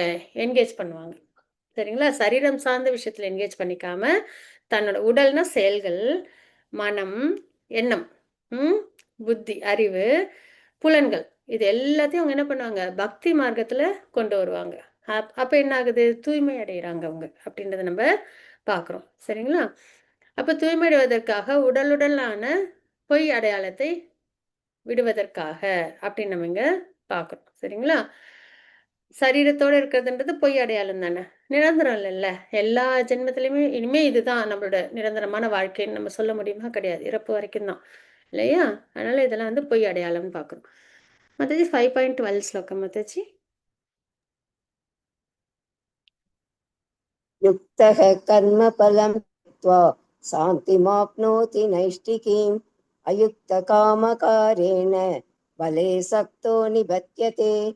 பக்தியில் உறுதியாக உள்ள ஆத்மா எல்லா செயல்களின் பலனையும் எனக்கே அர்ப்பணிப்பதால் பூரண அமைதியை அடைகிறான். ஆனால் தெய்வீகத்துடன் இணையாதவனோ தனது முயற்சியின் பலனை அனுபவிக்கும் பேராசையால் பந்தப்படுகிறான். ஹரே கிருஷ்ணா மாதாஜி. ஹரே கிருஷ்ணா மாதாஜி. ஒரு டிவோட்டி நான் டிவோட்டி எப்படி இருப்பாங்கன்றத ரொம்ப தெளிவா பார்க்குறோம். சரிங்களா? பக்தியில உறுதியா இருக்கிறவங்க எல்லா செயலோட பலனையும் என்ன பண்ணுவாங்க? பகவானுக்கு சமர்ப்பணம் பண்ணிடுவாங்க. இப்ப நம்ம ஒருத்தவங்களுக்கு உதவி செய்யறோம் அப்படின்னா கூட அதை வந்து அவங்க என்ன பண்ணுவாங்க? பகவானுக்கு சமர்ப்பணம் பண்ணிடுவாங்க. ஆனா அதனால அவங்களுக்கு அந்த அமைதி அப்படின்றது உண்டு. சரிங்களா? இந்த அமைதி எப்ப நம்மளுக்கு இருந்தது வாழ்க்கையிலன்னா, நம்ம அப்பா அம்மா கூட இருக்கும்போது நம்ம அமைதியா இருந்தோம். சரியா? எந்த ஆன்சைட்டியும் கிடையாது. நமக்கு வேணுங்கிறதெல்லாம் அப்பா அம்மா செஞ்சுருவாங்க. நம்ம அவங்க பேச்ச கேட்டுட்டு நம்ம கடமையை செஞ்சா போதும். அவ்வளவுதான். மத்தபடி நம்மளுக்கு சாப்பாடு வேணுமா, தங்கறதுக்கு இடம் வேணுமா, துணிமணி வேணுமா, எல்லாத்தையும் அவங்களே பண்ணிடுவாங்க. நம்ம எந்த பயமும் இல்லாம, ஆன்சைட்டி இல்லாம இருந்தோம். கரெக்ட்டா? அதே மாரி தான் எல்லாமே பகவான். சரிங்களா? நம்ப கேட்டு தான் அவங்க நமக்கு பண்ணணும்னு கிடையாது. எனக்கு என் பிள்ளைக்கு வேலை கிடைக்கணும். என்னோட இது வந்து லைஃப்ல வந்து இந்த கஷ்டம் போகணும். இதெல்லாம் நம்ப கேட்டுலாம் கிடையாது. அவங்களே நமக்கு நல்லதாவே தான் செய்வாங்க. சரிங்களா? ஆனா நம்ப தான் என்ன பண்ணுவோம்? பயப்படுவோம். இது நடக்கணுமே வாழ்க்கையில, இது நடக்கணுமே, இது நடக்கணும் என்ன ஆகுமோ தெரியலையே! எல்லாம் நம்பளா ஏற்படுத்திக்கிற பயம்தான். ஆனா கிருஷ்ணா கான்ஷியஸ்னஸ்ல இருக்கிறவங்க பார்த்தீங்கன்னா, எப்பயுமே அமைதியா, ஒரு சந்தோஷமா இருப்பாங்க. ஏன்னா, பகவானோட புரொடெக்ஷன்ல பிரகலாதரை நம்ம எக்ஸாம்பிளா பார்க்குறோம். அவ்ளோ சிரமம் அவங்களுக்கு. இல்லையா? அவங்க அப்பா அவங்கள அவ்ளோ சிரமப்படுத்துனாங்க. ஆனா அவங்ககிட்ட ஏதாவது ஒரு பயமோ, இல்லைன்னா ஒரு விரக்தியோ, ஒரு ஏக்கமோ, ஒரு கவலையோ, ஒரு புலம்பலோ இருந்ததானா கிடையாது. எப்பயும் ஒரு அமைதி, ஒரு சந்தோஷம். ஏன்னா பகவானோட ப்ரொடெக்ஷன். பகவானோட பிரசன்ஸை நம்ம ஃபீல் பண்ணோம்னா நம்மக்கிட்ட இந்த ஆன்சைட்டின்றது இருக்காது. சரிங்களா? ஏன்னா கிருஷ்ணா காப்பாற்றணும்னு நினைச்சா யாராலையும் அழிக்க முடியாது. கிருஷ்ணா அழிக்கணும்னு நினைச்சா யாராலையும் காப்பாற்ற முடியாது. பிரகலாதரை கிருஷ்ணா காப்பாற்றணும்னு நினைச்சாங்க, யாராலையும் அழிக்க முடியல. ஹிரண்யகசிபு அழிக்கணும்னு நினைச்சாங்க, யாராலையும் அவங்கள காப்பாற்ற முடியல. கரெக்டா? ஸோ அந்த வேளை பகவான் ரொம்ப சக்தி வாய்ந்தவங்க. அவங்க அவங்களோட அனுகிரகத்தில் இருக்கிற டிவோட்டிஸ் என்ன பண்ண மாட்டாங்க, எப்பயும் பயப்பட மாட்டாங்க, அமைதியாக இருப்பாங்க, ஹாப்பியாக இருப்பாங்க. கஷ்டமே வந்தால் கூட அதை ஏற்றுக்கிற தைரியம் இருக்கும் அவங்களுக்கு. சரிங்களா? ஆனால் இந்த நான் டிவோட்டிஸ் இருக்காங்கல்ல, அவங்க என்ன பண்ணுவாங்கன்னா, இதெல்லாம் நான் செஞ்சேன், என்னால் தான் இதெல்லாம் நடந்தது அப்படின்னு சொல்லி எல்லாமே நான் தான் அனுபவிக்கணும் அப்படின்னு பேராசையினால் அவங்க என்ன பண்ணுறாங்க, எதுவுமே நம்மளது இல்லை, ஆனால் எல்லாமே நான் தான் செஞ்சேன், என்னால் தான் நடந்தது, எல்லாத்தையும் நான் தான் அனுபவிப்பேன் அப்படின்ட்டு பேராசையினால் என்ன பண்ணுறாங்க, அவங்க தவறுகள் பண்ணி பந்தப்படுறாங்க அப்படின்றத நம்ம பார்க்குறோம். ஓகேங்களா? இது வரைக்கும் நம்ம வந்து 12th ஸ்லோகம் வரைக்கும் அந்த செஷன்ஸ் நம்ம பார்த்தோம். அதுக்கப்புறம் வர ஸ்லோகங்கள் நம்ம நாளைக்கா நல்லபடியாக பகவானோட அனுகிரகத்தில் பார்க்கலாம்.